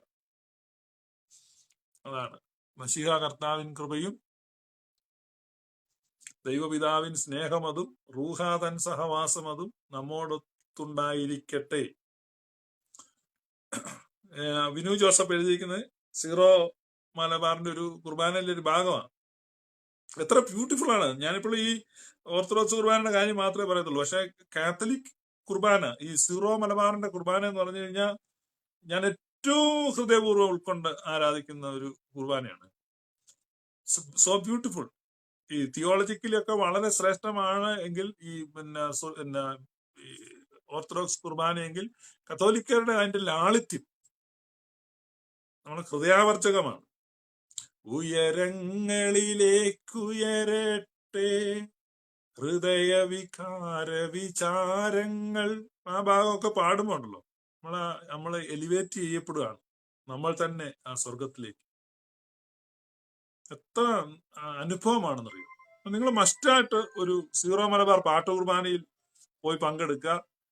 എന്നിട്ട് നിങ്ങൾ ഒരു പെന്റക്കോസ്റ്റൽ വർഷിപ്പായിട്ട് ഒന്ന് കമ്പയർ ചെയ്ത് നോക്കുക. അപ്പൊ അതിന്റെ വ്യത്യാസം മനസ്സിലാവും. സോ ദൈവം നിങ്ങളെ അനുഗ്രഹിക്കട്ടെ. അപ്പൊ ഈ വർഷത്തിന്റെ അവസാനം നമ്മൾ എത്തിയിരിക്കുകയാണ്. അപ്പൊ ചോദ്യങ്ങൾ അവശേഷിക്കുന്നു. 2 ചോദ്യങ്ങളുണ്ട്. ഒന്ന് ചോദ്യമാണ്, ഒന്ന് നിങ്ങളുടെ ദൈവം ആരാണ്, അതിനൊരു ഉത്തരം കിട്ടിയിട്ടില്ല. പിന്നെ 50 പാട്ട്. അപ്പൊ അതൊക്കെ നമ്മുടെ ഈ വർഷത്തെ ഡിസ്കഷന്റെ ഒരു ആകത്തുകയാണ്. അപ്പം ദൈവം ആരാണെന്നുള്ളതിന്റെ ഒരു ഉത്തരവും 50 പാട്ടും ഇങ്ങോട്ട് തന്നിരുന്നെങ്കിൽ ഈ വർഷം നമുക്കങ്ങ് ഉഷാറാക്കായിരുന്നു. ആട്ടെ, കണ്ട നിങ്ങൾക്കെല്ലാം നന്ദി. May God bless you. ഞാൻ ഹാപ്പി ന്യൂ ഇയർ പറയുന്നില്ല. ദൈവം അനുവദിച്ചാൽ നാളെ ഒരു ഹാപ്പി ന്യൂ ഇയർ പറയാം. May God bless you. Thank you.